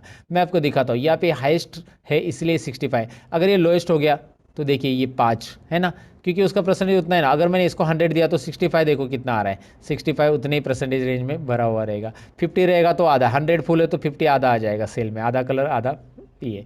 तो आपको ये समझने में दिक्कत नहीं है कि डेटाबास यहाँ पे क्या बता रहा है। बहुत सिंपली आपको डेटा का प्रेजेंटेशन मिल रहा है कंडीशनल फॉर्मेटिंग के अंदर। डेटाबास के रूल्स क्लियर करने हैं या पूरे रूल्स क्लियर करने, तो clear rules from entire sheet, पूरे के पूरे रूल्स मैंने क्लियर कर दिए। अब डेटाबास के अलावा कलर स्केल भी है, पूरे कलर अलग अलग रेंज में आ जाएगा। मतलब 25 जो रेंज में रहेंगे वो रेंज में एक ही कलर मिलेगा आपको, 25, 21, 22, 23 के हो एक ही कलर। फिर अलग अलग रेंज में अलग अलग कलर स्केल मिलेंगे। वैसे ही आइकॉन सेट देखिए, ये काफ़ी इंटरेस्टिंग है। जो हाईएस्ट नंबर, ये आपने देखा होगा ना मोबाइल में, जैसे आपको नेटवर्क मिलता है, आपको नेटवर्क पूरा मिला तो 4 Kandi network, 3 Kandi network, 2 Kandi network, ऐसा हम बोलते हैं ना। सो यहाँ पे वैसे ही ये कुछ है, नेटवर्क में शो कर रही है, या फिर इसे शो कीजिए या फिर इसे शो कीजिए। जो भी आपको प्रेजेंटेशन में अच्छा या अट्रैक्टिव लग रहा है ये आप दिखा सकते हैं। ये बस मीटिंग के लिए, प्रेजेंटेशन के लिए होगा, प्रिंटिंग के लिए वगैरह इसका यूज़ करने की ज़रूरत नहीं है। और ये डेटा में जब प्रेजेंट किया जाता है तभी इसका ज़्यादातर यूज़ किया जाता है। अब आपको लगा कि यार ये मैंने दिखा, लेकिन मुझे यही दिखाना है, इसमें नंबर नहीं दिखाने, तो ये भी हम कर सकते हैं। नंबर गायब करने के लिए एक छोटी सी ट्रिक यहाँ पे बता देता हूँ, मैं आपको जल्दी बता देता हूँ। यहाँ पे नंबर फॉर्मेट दिखाई दे रहा है, उसके यहाँ पे क्लिक करना है नंबर फॉर्मेट पे। होम टैब में ये नंबर फॉर्मेट है, उसका जो ऑप्शंस आता है एक्स्ट्रा ऑप्शंस, यहाँ पे फॉर्मेट सेल्स आ जाएगा। इसे लाने के लिए आप कंट्रोल 1 भी बटन प्रेस कर सकते हैं कीबोर्ड से, कंट्रोल 1, ये उसकी शॉर्टकट की है। उसके बाद आपको यहाँ पे नीचे कस्टम पे क्लिक करना है दोस्तों, और कस्टम के अंदर यहाँ पे मैं क्या कर रहा हूँ, टाइप जो दिखाई दे रहा है ना, उसमें मैं सेमी कॉलन टाइप करूँगा। बस क्या टाइप करना है, टाइप में सेमी कॉलन टाइप करना है, ओके करना है। नंबर गायब, नंबर है वहाँ पे लेकिन वो नंबर डिस्प्ले नहीं होंगी क्योंकि हमने वहाँ पे कस्टम किया सेमी कॉलन उसे। और यहाँ पे अगर आप 100 लिखते हो, now you will find out number है दिखाई दे रहा है, आगे टोटल भी आ चुकी है, नंबर गायब नहीं है। 320 लिखते हो, देखो चार्ट पूरा चेंज हो जाएगा अलग अलग। सो आपको यहाँ पे ये समझ में आया कि वहाँ पे नंबर है लेकिन हमने उसे गायब किया है। कैसे गायब किया वो समझ में आया होगा आपको। मैं अंडू कर देता हूँ फिलहाल, इसे आप वहाँ पे वापिस जाके कस्टम में जनरल लिखेंगे तो आ जाएगा। तो ये नंबर फॉर्मेट कैसे करना है और किस तरह से कंडीशनल फॉर्मेटिंग अप्लाई करनी है आपको समझ में आया होगा। अब यहाँ पे कुछ चीज़ें और जानते हैं, जैसे कि यहाँ पे कंडीशनल फॉर्मेटिंग तो मैंने आपको बता दिया। यहाँ पे एक रो इंसर्ट करना है, कैसे करना है मैं आपको बताता हूँ। कंट्रोल प्लस ये डेटा एंट्री में याद रखिए कि आपको अगर कोई रो इंसर्ट करना है कोई भी सेल के अंदर तो आप इसे राइट क्लिक करके भी कर सकते हैं। राइट क्लिक इंसर्ट रो, देखिए रो कैसे इंसर्ट करना है, बहुत ही सिंपल है। कोई भी रो ऐड करना है, कॉलम ऐड करना है, सपोज सब्जेक्ट 4 यहाँ पे रह गया, कुछ भी चीज़ें आपको ऐड करनी नहीं, आपको यहाँ पे कॉन्टैक्ट नंबर ऐड करना था तो आपने यहाँ पे करना है राइट क्लिक और इंसर्ट। नया कॉलम ऐड करने के लिए राइट क्लिक इंसर्ट। ये शॉर्टकट की मैं बताता हूँ आपको, कंट्रोल प्लस। देखिए आपको सिलेक्ट कौन सा कॉलम करना है, जिस कॉलम के पहले आपको कॉलम ऐड करना है उसी कॉलम को सिलेक्ट करना है और कंट्रोल प्लस उसके पहले आ जाएगा। अगर आपको ऐप के पहले कॉलम ऐड करना है कंट्रोल प्लस, सिंपल है ना, उस कॉलम को सिलेक्ट करना है। अच्छा, आपने अगर सेल सिलेक्ट किया होगा और कंट्रोल प्लस किया होगा तो क्या होगा, ये डायलॉग बॉक्स आएगा, वो पूछेगा आपको कि सेल इंसर्ट करना है या कॉलम इंसर्ट करना है। फिलहाल तो मुझे एंटर कॉलम इंसर्ट करना है, राइट। तो आपको यहाँ पे याद रखना है, अगर आपने कॉलम को सिलेक्ट किया है तो डायरेक्ट इंसर्ट होगा, और कॉलम को नहीं सिलेक्ट किया है, सेल को सिलेक्ट किया है, तो आपको ये डायलॉग बॉक्स मिलेगा, वो पूछेगा रो इंसर्ट करना है या कॉलम। तो मैंने रो किया तो और एक रो ऐड हो गया। तो आप ऐसे रो भी ऐड कर सकते हैं, कॉलम भी ऐड कर सकते हैं। और फिलहाल अगर मुझे इस रो को डिलीट करना है, जैसे मैंने इसे अंडू कर दिया अभी, लेकिन दोबारा कंट्रोल वाई करके रीडू किया और मैं इसे डिलीट करना चाहता हूँ, तो मैं इसके ऊपर ऐसा क्लिक करूँगा, इस रो को सिलेक्ट करूँगा और कंट्रोल माइनस करूँगा तो ये पूरा डिलीट हो जाएगा। लेकिन मैंने सिलेक्ट नहीं किया है, कर्सर यहाँ पे कहीं पे भी है, कंट्रोल माइनस किया तो वो पूछेगा कि आपको रो डिलीट करना है या कॉलम डिलीट करना है। तो हम यहाँ पे एंटायर रो सिलेक्ट करेंगे और एंटायर रो सिलेक्ट करके ओके करेंगे। आपको दिखाई दे रहा है रो डिलीट हो गया। कंट्रोल प्लस ऐड होगा, कंट्रोल माइनस डिलीट होगा। अगर आपने रो सिलेक्ट करके रखा है तो रो ऐड होगा, और आपने कॉलम सेलेक्ट किया है तो कॉलम ऐड होगा कंट्रोल प्लस से, और रो सिलेक्ट करके रखा है कंट्रोल माइनस किया तो रो डिलीट होगा, और कॉलम सेलेक्ट करके रखा है और कंट्रोल माइनस किया तो कॉलम डिलीट होगा। ये शॉर्टकट की याद रखना है। वैसे उसके लिए Alt+I+C इंसर्ट कॉलम ये एक शॉर्टकट की बनती है, और Alt+I+R इंसर्ट रो ये भी एक शॉर्टकट की बनती है, जो कि मैंने आपको बता दिया। अभी आप डिसाइड कर लो आपको कौन सी शॉर्टकट की यूज़ करनी है, Alt+C करनी है, Alt+R करना है, व्हाटएवर, या कंट्रोल प्लस माइनस करना है।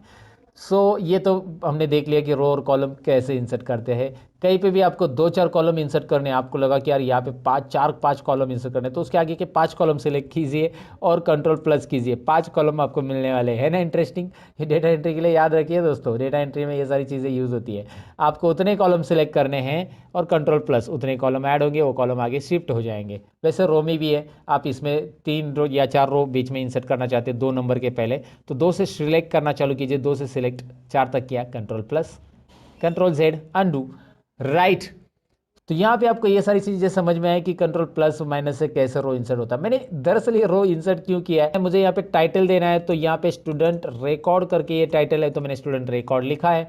अब मैं इसे सिलेक्ट करूंगा यहाँ से यहाँ तक, जो कि आपको दिख रहा है। क्यों यहाँ से यहाँ तक सिलेक्ट करूंगा, ए से लेकर एम तक इसलिए सिलेक्ट करना है क्योंकि एम तक मेरा डेटा है, और इतना ही सिलेक्ट करना है, ऐसा पूरा रो नहीं सिलेक्ट करना है। बहुत सारे लोग गलती करते हैं, पूरे रो को सिलेक्ट कर लेते हैं। आपको पूरा रो नहीं करना है, मुझे ए से एम तक, सेल तक, मतलब ये सिलेक्ट करना है। इससे करूंगा क्या मैं आगे, क्योंकि ये टाइटल मुझे सेंटर में चाहिए, तो मैं यहाँ पे एक ऑप्शन रहता है जो कि होम टैब में होता है, मर्ज एंड सेंटर, इसे यूज करूंगा। मर्ज एंड सेंटर, ये डेटा मर्ज एंड सेंटर हो जाएगा। मर्ज एंड सेंटर में आपको दिखाई दे रहा है ये डेटा सेंटर में आ चुका है। अब इसे फॉर्मेटिंग भी हम कर सकते हैं। चलिए सबसे पहले मैं इसको ऐसा सेलेक्ट कर लेता हूँ और सबको ऑल बॉर्डर्स कर देता हूँ। ऑल बॉर्डर्स यहाँ पे आपको मिल जाता है। देखिए बॉर्डर्स बहुत अलग अलग टाइप के हैं, मैंने ऑल बॉर्डर्स किया है फिलहाल। तो ऑल बॉर्डर्स में ये सेल दिखाई दे रहा है। ये ऑल बॉर्डर्स करना क्यों ज़रूरी होता है, अगर आप ऑल बॉर्डर नहीं करेंगे तो भी डेटा रहेगा, लेकिन जब आप कंट्रोल पी करोगे प्रिंटिंग के लिए, तो ये ध्यान में रखिए, मैंने ये बॉर्डर किया है उतना ही डेटा दिखाई दे रहा है, मतलब डेटा दिख रहा है और बॉर्डर के साथ दिख रहा है। अगर मैं बॉर्डर नहीं करता, मैं अंडू कर देता हूँ, control Z undo, control P, now look at here, data तो है लेकिन उसके लाइंस नहीं आ रही, क्योंकि ये जो लाइंस होती है ये ग्रिड लाइंस होती है दोस्तों, और ये ग्रिड लाइंस बस यहाँ पे कैलकुलेशंस के लिए आपको डिस्प्ले होगी। प्रिंटिंग के लिए आपको ऑल बॉर्डर्स यहाँ पे रखना चाहिए। वैसे प्रिंटिंग के टिप्स भी मैं इसी ट्यूटोरियल में बताने वाला हूँ। अब प्रिंटिंग में क्या टिप्स रहेंगे मैं आपको यहाँ पे सिंपली दिखा देता हूँ। यहाँ पे आप देखेंगे कि परसेंटेज तो कॉलम तक ही आ रहा है, आगे के दो कॉलम आ ही नहीं रहे, रिजल्ट और ग्रेड, जो कि हमने अभी निकाला नहीं वैसे, लेकिन यहाँ पे आप देख सकते हैं कि रिजल्ट और ग्रेड ये कॉलम के बाहर जा रहे हैं। एक छोटी सी डॉटेड लाइन दिख रही है, जब आप कंट्रोल पी करोगे तो ये डॉटेड लाइन यहाँ पे अपेयर हो जाती है, और प्रीव्यू आपको पता चलता है कि इसके इधर लेफ्ट साइड के जितने कॉलम है वही आने वाले, ये दोनों नहीं आने वाले। तो इसको कैसे फिट करेंगे आगे, आगे है दोस्तों, बने रहिएगा। फिलहाल तो आपको यहाँ पे पता चला कि टाइटल कैसे ऐड किया मैंने, और इसको चाहिए तो आप फिल कलर दे सकते हैं। You can fill the colour like this, और या फिर आपको नहीं लगता है कि यार ये फिल कलर के को क्यों दे दे, तो इसको सिलेक्ट कीजिए, और यहाँ पे आपको स्टाइल्स ऑप्शन मिल रहा है, जहाँ से आप डिफरेंट डिफरेंट स्टाइल्स अप्लाई कर सकते हैं सेल के ऊपर। डायरेक्टली यहाँ पे स्टाइल अप्लाई हो रहा है, आप डायरेक्ट जो चाहिए वो स्टाइल अप्लाई कीजिए। लेकिन मैं रिकमेंडेशन करूँगा कि स्टाइल वगैरह अप्लाई करने से आप इसे टेबल में कन्वर्ट कीजिए। टेबल में कन्वर्ट कैसे करना है, तो यहाँ पे स्टाइल्स तो आप अप्लाई कर सकते हैं, लेकिन मैं आपको बताऊं कि इस डेटा को, ये टाइटल छोड़ दो, ये तो हमारा मर्जन सेंटर टाइटल है, इस डेटा को हम टेबल में कन्वर्ट कर सकते हैं। टेबल में कन्वर्ट करने के लिए यहाँ पे आपको दो ऑप्शंस रहते हैं, एक तो फॉर्मेट एज ए टेबल में से आप टेबल में कन्वर्ट कर सकते हैं, या फिर इंसर्ट में से यहाँ पे आता है टेबल ऑप्शंस। अब इस टेबल में कन्वर्ट करने के बेनिफिट होते हैं कि इस टेबल को नाम असाइन होता है, और यहाँ पे फॉर्मूला जो भी हम एक बार देंगे वो बार बार देने की जरूरत नहीं। मैं आपको दिखाता हूँ क्या होगा टेबल में कन्वर्ट करने का बेनिफिट। चलिए प्रैक्टिकली देखते हैं। फॉर्मेट एज अ टेबल में जाते हैं, यहाँ पे जो भी डिज़ाइन आपको पसंद है यहाँ से आप डिज़ाइन पिक करिए। आपको लगा ये डिज़ाइन पसंद है, वो पूछ रहा है कि where is the data for your table, and नीचे आपको एक ऑप्शन भी पूछ रहा है my table has a headers. तो मैंने ऑलरेडी उसे चेक किया है कि मेरे टेबल को हेडर है, ऑलरेडी हेडर है ना, मैंने लिखा है सीरियल नंबर नेम, और मैंने यहाँ पे ये जो है मेन सेंटर हेडिंग वो नहीं लिया, याद रखिए वो लेने की ज़रूरत नहीं टेबल कन्वर्ट करते समय। टेबल में यहाँ पे मैंने इसे रेंज को ऑलरेडी डिफाइन किया था पहले से, तो इसलिए वो रेंज आ चुकी है। आप बदलना चाहते हो तो इसे दोबारा आप सिलेक्ट कर सकते हैं, ऐसे नीचे और बढ़ाना चाहते हैं टेबल में तो और भी बढ़ा सकते हैं, वैसे ज़रूरी नहीं। फिलहाल ओके कीजिए, ये दिखाई दे रहा है आपको ये टेबल में कन्वर्ट हो चुका है। अब ये टेबल का बेनिफिट देखिए, एक तो कलर स्टाइल फॉर्मेटिंग अप्लाई हो चुका, दूसरा है कि यहाँ पे आपको एक ड्रॉप डाउन मिल रहा है जो कि फिल्टर अप्लाई हो रहा है। ये क्या होता है, डेटा फिल्टर करने का काम करता है, कैसे मैं आपको दिखाऊंगा। फिलहाल तो आप यहाँ पे देखिए इसका बेनिफिट और क्या है। जैसे ही सपोज मैं यहाँ पे टोटल को हटा देता हूँ, डिलीट कर देता हूँ, राइट। अब मैं यहाँ पे अल्ट इज इक्वल टू, ये एक फॉर्मूला लगाता हूँ जो कि आपको पता है, अल्ट इज इक्वल टू, और ये फॉर्मूला ऑटोमेटिक टेबल 2 में सब्जेक्ट 1 टू सब्जेक्ट 3 बता रहा है, ऑटोमेटिक वो बताएगा, वो उसके हिसाब से फॉर्मूला टेबल के हिसाब से एंटर करना है। एंटर करने के बाद आपको यहाँ पे ड्रैग करने की ज़रूरत नहीं पड़ेगी, राइट। सिंपल है ना, ड्रैग करने की बिल्कुल ज़रूरत नहीं। अच्छा एक और चीज़, आप यहाँ पे 6 नंबर ऐड करोगे ना तो टेबल में ऑटोमेटिक ऐड हो जाएगा वो, और आगे के फॉर्मूलाज जो है ना वो आपको फिर से देने की ज़रूरत नहीं है, यहाँ पे पूरे फॉर्मूलाज ऑटोमेटिक आएंगे। बस आपको टाइप करने हैं उनके मार्क्स, नाम भी टाइप करना है, फिलहाल मैंने नाम नहीं लिया, लेकिन मैं यहाँ पे कुछ मार्क्स टाइप कर देता हूँ। जैसे यहाँ पे मार्क्स टाइप करा तो आगे उसके फॉर्मूलाज बनते आपको दिखाई दे रहा है। ये टेबल का बेनिफिट होता है, डेटा ऑटोमेटिकली यहाँ पे फॉर्मूलाज वगैरह दोबारा देने की ज़रूरत नहीं है। इतना ही नहीं, टेबल के वैसे बहुत सारे बेनिफिट्स हैं। फिलहाल तो आपको मैंने बताया कि टेबल आपको फॉर्मेटिंग देता है रेडीमेड कैसे, और ये आपको यहाँ पे समझ में आया होगा। तो टेबल को अगर रिमूव करना है, बहुत सारे लोगों का ये सवाल भी रहता है कि टेबल मैंने अप्लाई किया, अभी मुझे नहीं चाहिए टेबल, ये फॉर्मेटिंग नहीं चाहिए, तो आप टेबल को रिमूव भी कर सकते हैं। इसके लिए आपको टेबल के लिए यहाँ पे एक टैब आता है, जब आप टेबल इंसर्ट करते हो तो एक डिज़ाइन टैब आता है। डिज़ाइन टैब में यहाँ पे एक ऑप्शन रहता है convert to range, convert to range. तो कन्वर्ट टू रेंज पे आप क्लिक कीजिए और do you want to convert this table into the normal range, yes, ये हमें नॉर्मल रेंज में कन्वर्ट करना है, हमें नहीं चाहिए टेबल में, तो उसका फिल्टर हट जाएगा लेकिन फॉर्मेटिंग नहीं हटेगा। अब आपकी बारी है कि फॉर्मेटिंग भी हटाना है, आपको डेटा नहीं हटाना है, बस फॉर्मेटिंग हटाना है। तो आपको बताऊं कि यहाँ पे एक होम टैब के अंदर क्लियर ऑल भी है, क्लियर फॉर्मेट्स भी है, क्लियर कंटेंट भी है, क्लियर कमेंट है, हाइपरलिंक है। फिलहाल हमारी जो रिक्वायरमेंट है वो है क्लियर फॉर्मेट्स, तो कीजिए ना क्लियर फॉर्मेट। देखिए फॉर्मेट में सब जाएगा, कंडीशनल फॉर्मेटिंग एवरीथिंग, लाइक आपका डेटा रहेगा बस यहाँ पे, राइट। तो आपको टेबल कैसे अप्लाई करना है, कैसे रिमूव करना है, वो आपको यहाँ पे समझ में आया होगा। अब हमें टेबल में जो आया था फिल्टर, वो कैसे अप्लाई करना है वो सीखना है, और साथ में सॉर्ट भी सीखना है।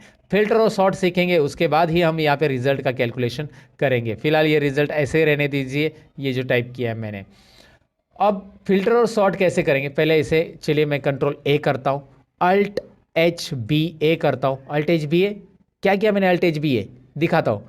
कंट्रोल ए मतलब सिलेक्ट ऑल, अल्ट प्रेस किया, होम टैब के लिए एच प्रेस किया, बी फॉर बॉर्डर्स, यहाँ पे देखिए बी फॉर बॉर्डर्स, ज़रा जूम करके देख लीजिए, बी फॉर बॉर्डर्स और A for all borders, right. Alt H B A, ये शॉर्टकट कीज यूज़ करना सीखिएगा दोस्तों।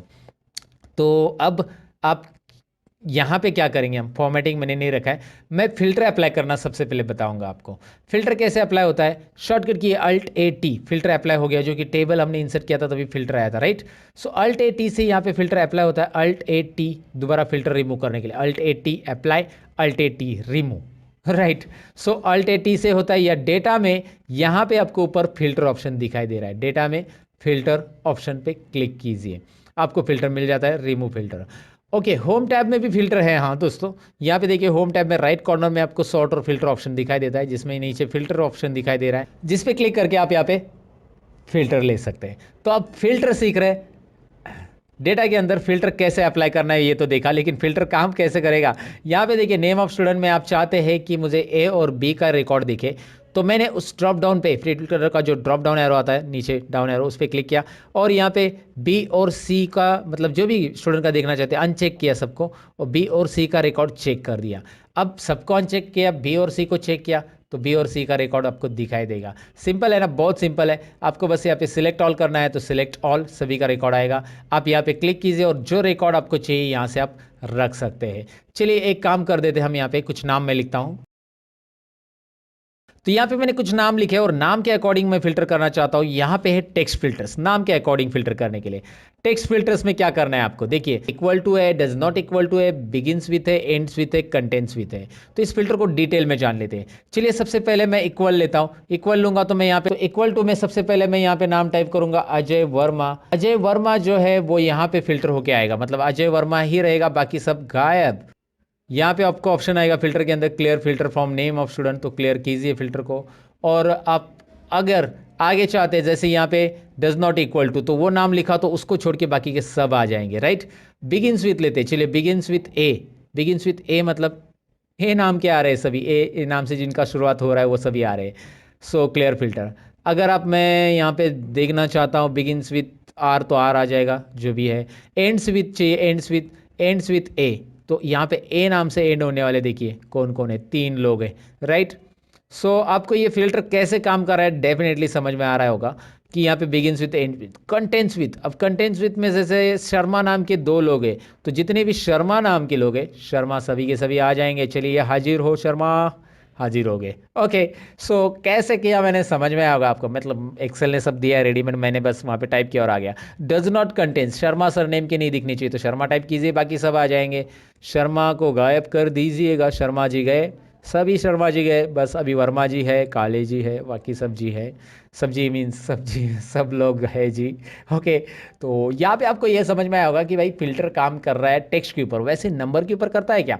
ज़रूर करेगा। नंबर्स के ऊपर आप यहाँ पे अनचेक चेक कर सकते हैं। साथ में नंबर फिल्टर में भी वही चीज़ें जो कंडीशनल फॉर्मेटिंग में हमने देखी थी कि मुझे लेस देन ये वाले नंबर चाहिए, वो वाले चाहिए, ग्रेटर देन वाले चाहिए, टॉप 10 चाहिए, तो मैं लेस देन यहाँ पे लेता हूँ। और यहाँ पे कैसे कि लेस देन मुझे 150 के नीचे वाले लोग चाहिए। चलिए 150 के नीचे वाले ये है, इनके मार्क्स सबसे कम है, तो ये मैंने आपको यहाँ पे दिखाया। 150 के नीचे वाले कैसे करना है, मैंने अंडू किया, फिल्टर हटाने के लिए अंडू भी कर सकते हैं यहाँ पे, क्योंकि अभी अभी अप्लाई किया है। तो सो यहाँ पे less than, equal to, between, ये सारी चीज़ें आपको एक बार ज़रूर ट्राई करनी चाहिए। आप एक्सेल बिगिनर्स हो तो इसकी प्रैक्टिस आपको ज़रूर करनी चाहिए फिल्टर की।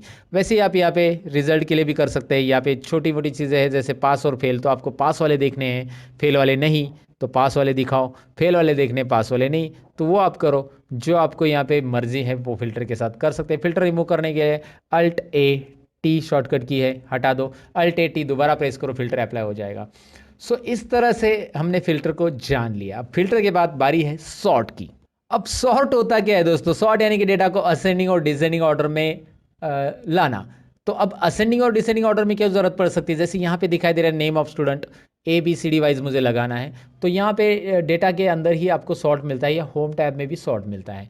A to Z या Z to A लगाना, यानी कि सॉर्टिंग करना असेंडिंग ऑर्डर में A to Z, और Z to A मतलब डिसेंडिंग। तो चलिए मैं A to Z करता हूँ। अजय वर्मा के बाद A नाम के ही लोग आने चाहिए पहले, फिर B नाम के, फिर C नाम के, A to Z। तो जैसे मैं सॉर्ट के लिए क्लिक करूंगा, बस अजय कॉलम को सिलेक्ट किया है मैंने, ये डेटा ही, और सॉर्ट के लिए क्लिक करूंगा तो एक्सेल एक वार्निंग दे रहा है आपको। ये वार्निंग डायलॉग बॉक्स में ये बता रहा है कि आपने जो डेटा सिलेक्ट किया है उसके आगे भी डेटा है, अगर आप उसे सिलेक्ट नहीं करते हो तो वो डेटा सॉर्ट नहीं होगा। मतलब अजय वर्मा के मार्क्स 35, 50 और 100 है, अगर आपने उसे सिलेक्ट नहीं किया तो किसी और को मिल जाएंगे। अगर आपने कंटिन्यू विथ सिलेक्शन किया तो कंटिन्यू विथ करंट सिलेक्शन। जी हाँ, अजय शर्मा वर्मा के मार्क्स सपोज आकाश काले ऊपर आ गया तो आकाश काले को मार्क्स मिल जाएंगे। सिंपल है ना? या जो भी ऊपर आएगा विनोद वर्मा, ये आगे पीछे होने वाले हैं। तो कंटिन्यू विथ करंट सिलेक्शन आप तभी कीजिएगा जब आपको उसी कॉलम को सॉर्ट करना है, लेकिन अब तो नहीं करना है, पूरे डेटा को सॉर्ट होना चाहिए, उसके साथ डेटा भी बदलना चाहिए। तो आप देखिए मैंने एक्सपांड सिलेक्शन रखा है, राहुल बोर के मार्क्स है 208 टोटल है, और विनोद के मार्क्स है 92 टोटल। जरा 2-3 ही मार्क्स याद रखिए। और तो यहाँ पे मैं एक्सपांड सिलेक्शन करूंगा, जैसे मैं एक्सपांड करूंगा तो राहुल बोर के मार्क्स 208 थे वही रहेंगे, आकाश काले के जो मार्क्स थे वही रहेंगे, सबके अपने अपने मार्क्स वही रहेंगे। यहाँ पे दिखाई दे रहा है आपको। आप यहाँ पे अंडू कीजिए, पहले जैसे थे वैसे ही मार्क्स आ रहे हैं सबको। और फिर मैंने किया कि अंडू कर रहा हूँ मैं, यहाँ पे दोबारा दिखाता हूँ, मैं Z to A करता हूँ, Z to A expand selection sort. क्या हो रहा है? Vinod ABCD Z to A नाम के नीचे आ रहे, ऊपर उल्टा आ जाएगा, Z to A आ रहा है। सिंपल है, A to Z करना है, A to Z, लेकिन एक्सपांड सिलेक्शन कीजिए, उसके मार्क्स के साथ वो पूरा का पूरा सॉर्ट हो रहा है, राइट। अगर आप ऐसा नहीं करोगे, खाली कंटिन्यू विथ करंट सिलेक्शन करेंगे तो रॉन्ग हो जाएगा। वो कभी कभी ज़रूरत पड़ सकती है आपको, जैसे कि अभी अभी आपको ज़रूरत कभी है, दिखाता हूँ मैं आपको। मैंने इसे अल्फ़ाबेट ऑर्डर में लगाना था, लगा दिया, लेकिन यहाँ पे देखिए नंबर अल्फ़ाबेट ऑर्डर में नंबर उसके अकॉर्डिंग आ रहे क्या नहीं आ रहे, तो नंबर को 1 2 3 वाइज लगाना है। लेकिन मुझे जब A to Z में करूँगा तो ये भी पूछेगा कि आगे का डेटा भी करना है क्या, नहीं करना है, अभी बस नंबर को ही करना है, क्योंकि नंबर मुझे ऑर्डर में लगाने हैं, बाकी मुझे अभी जो अल्फ़ाबेट ऑर्डर में है वही रखना है। इसलिए मैं कंटिन्यू करूँगा, सॉर्ट करूँगा, तो नंबर सॉर्ट हो चुके हैं, आगे कुछ फर्क नहीं पड़ रहा है। आगे जो हमारा असेंडिंग ऑर्डर का था वो असेंडिंग ऑर्डर में ही है दोस्तों। तो ये सिंपल चीज़ें, ये सिंपल बातें आपको समझ में आएगी सॉर्ट से रिलेटेड। सॉर्ट इतना ही नहीं, सॉर्ट में मैंने आपको अल्फ़ाबेट वाइज बताया, आप नंबर वाइज भी देख सकते हैं। मुझे टॉपर यहाँ पे निकालना है, जैसे राहुल भोर ये टॉपर है तो ये ऊपर आना चाहिए 208 नंबर का। मैं क्या करूँगा, टॉपर ऊपर लाने के लिए मैं यहाँ पे Z to A यानी कि largest to smallest number Z to A, तो Z to A लिया मैंने। और यहाँ पे मैं करूँगा एक्सपांड सिलेक्शन सॉर्ट। देखिए ये आप होम टैब से भी कर सकते हैं। होम टैब में यहाँ पे देखिए क्या आ रहा है, जैसे आप नंबर सिलेक्ट करें तो यहाँ पे largest to smallest, smallest to largest. अगर आप यहाँ पे टेक्स्ट सिलेक्ट करते हो ना तो यहाँ पे एक्सेल ऑटोमेटिक बताएगा कि भाई A to Z और Z to A, राइट। यहाँ से भी कर सकते हैं। अब हमारी बारी है आगे का टॉपिक जानने की, वो है कस्टम सॉर्ट। ये भी काफ़ी इंटरेस्टिंग है कस्टम सॉर्ट दोस्तों। तो चलिए सॉर्ट में असेंडिंग डिसेंडिंग तो हमने सीखा, लेकिन सॉर्ट में यहाँ पे एक और ऑप्शन रहता है, जैसे कि मैंने आपको होम टैब में दिखाया था, वो है सॉर्ट। यहाँ पे आप देख सकते हैं, आई मीन कस्टम सॉर्ट। यहाँ पे आप देख सकते हैं कस्टम सॉर्ट ऑप्शन है। अब इसे कैसे करेंगे, इसके लिए मैंने यहाँ पे एक और शीट 2 में डेटा लिया है जो कि आपको दिखाई दे रहा है। अब मैं करूँगा क्या, यहाँ पे मैंने डिपार्टमेंट लिखा है, शॉर्ट में लिखा है डिपार्टमेंट, आप ऐसा पूरा भी लिख सकते हैं। चलिए मैंने लिख दिया। तो अब मुझे करना क्या है कि ये डिपार्टमेंट वाइज सॉर्ट करना है, यानी कि सेल्स और परचेस को अरेंज करना है ये डिसेंडिंग ऑर्डर में, यानी कि सेल्स ऊपर आना चाहिए और परचेस नीचे। डिसेंडिंग ऑर्डर में ऐसे होगा ना, क्योंकि पी पहले आता है अल्फ़ाबेट और एस बाद में आता है। और इसके डिसेंडिंग ऑर्डर में जो सेल्स के अंदर अलग अलग लोकेशंस है वो असेंडिंग में चाहिए, यानी कि यहाँ पे सेल्स का अहमदनगर जो है ये पहला आना चाहिए असेंडिंग ऑर्डर में, ए अल्फ़ाबेट से ये स्टार्ट हो रहा है।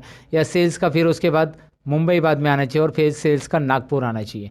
तो मतलब ये कॉलम चाहिए डिसेंडिंग ऑर्डर में, ये कॉलम चाहिए असेंडिंग ऑर्डर में, और ये सेल्स के अंदर असेंडिंग होगा। कैसे मैं आपको दिखाऊंगा, रिजल्ट आप देखेंगे तो समझ में आएगा। सबसे पहले तो मुझे इस डेटा को सिलेक्ट करना होगा। अगर आपने ये कॉलम सिलेक्ट करके ही डेटा में जाकर ये कस्टम सॉर्ट वाला लिया, यही है कस्टम सॉर्ट आपका ये ऑप्शन, तो इस पर क्लिक किया तो यहाँ पे वो पूछेगा कि आपने डेटा सिलेक्ट नहीं किया है, क्या करना है आपको, डेटा पूरा सिलेक्ट करना है, यस एक्सपांड सिलेक्शन, राइट। तो ऑटोमेटिकली वो डेटा पूरा सिलेक्ट कर रहा है। ऊपर से यहाँ पे देखिए इस डायलॉग बॉक्स में क्या है, my data has header already check है, दिखाई दे रहा है ना। ये तो चेक रहना ही चाहिए क्योंकि हमारे डेटा को हेडर ऑलरेडी है, जैसे serial number, name of employee, department and location, ये हमारे हेडर है। उसके बाद उसने यहाँ पे कुछ add level, delete level, copy level और ऑप्शंस आपको दिए हैं।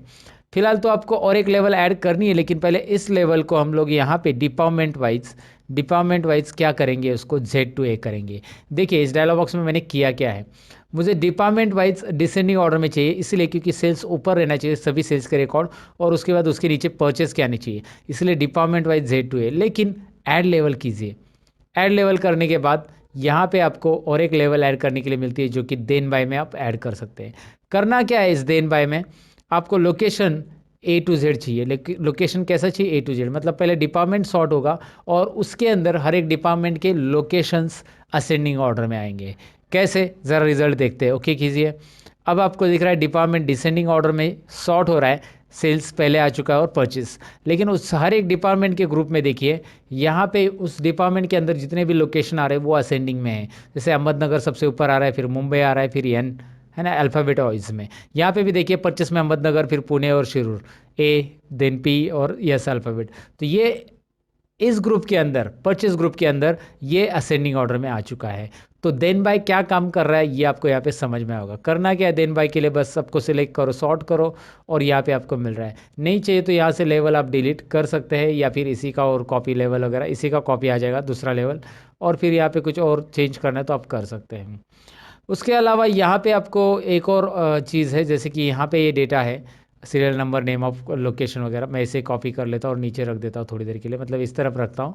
और मुझे इसे ऑर्डर में ये करना है, जैसे ये अल्फ़ाबेट ऑर्डर में लगाना है, तो इसमें अल्फ़ाबेट ऑर्डर में डिपार्टमेंट पहले कॉलम में, पहले इधर आ जाएगा पहले कॉलम के अंदर, और फिर सीरियल नंबर वगैरह लास्ट में चला जाएगा। कैसे मैं आपको दिखाता हूँ।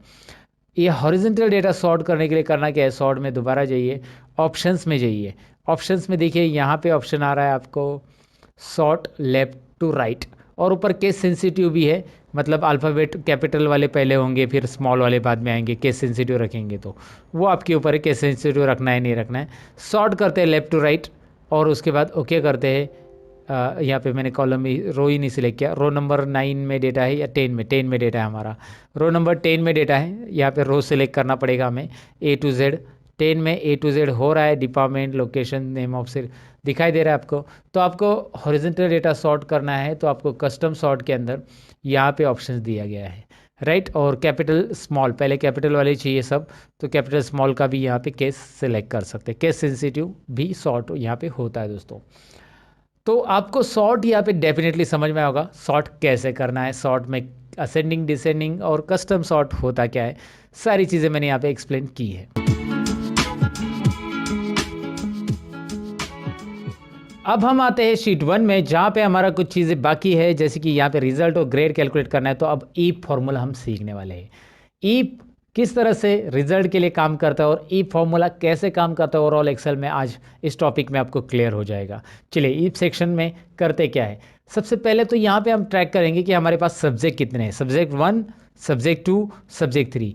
तीनों सब्जेक्ट में अगर किसी भी एक सब्जेक्ट में, तीनों में से किसी भी एक सब्जेक्ट में अगर वो 35 से कम है तो वो स्टूडेंट फेल हो जाएगा। ये हमारा क्राइटेरिया क्या है, ध्यान से देखिए। हमारी कंडीशन ऐसी है कि सब्जेक्ट 1 में या सब्जेक्ट 2 में या सब्जेक्ट 3 में कहीं पे भी वो फेल है तो स्टूडेंट फेल है। अगर तीनों सब्जेक्ट में उनको 35 से ज़्यादा है, जैसे यहाँ पे आपको सब्जेक्ट 1 में दिख रहा है 35 से ज़्यादा है, सब्जेक्ट 2 में भी है और 3 में भी है, तो तीनों में भी 35 और 35 से ज़्यादा है तो वो पास है। ये हमारा रिजल्ट के लिए कंडीशन है। अच्छा, एक काम कीजिए, मैं छोटा सा ईप पहले समझा देता हूँ। ईप में कौन कौन सी चीज़ें आने वाली है वो देखिए।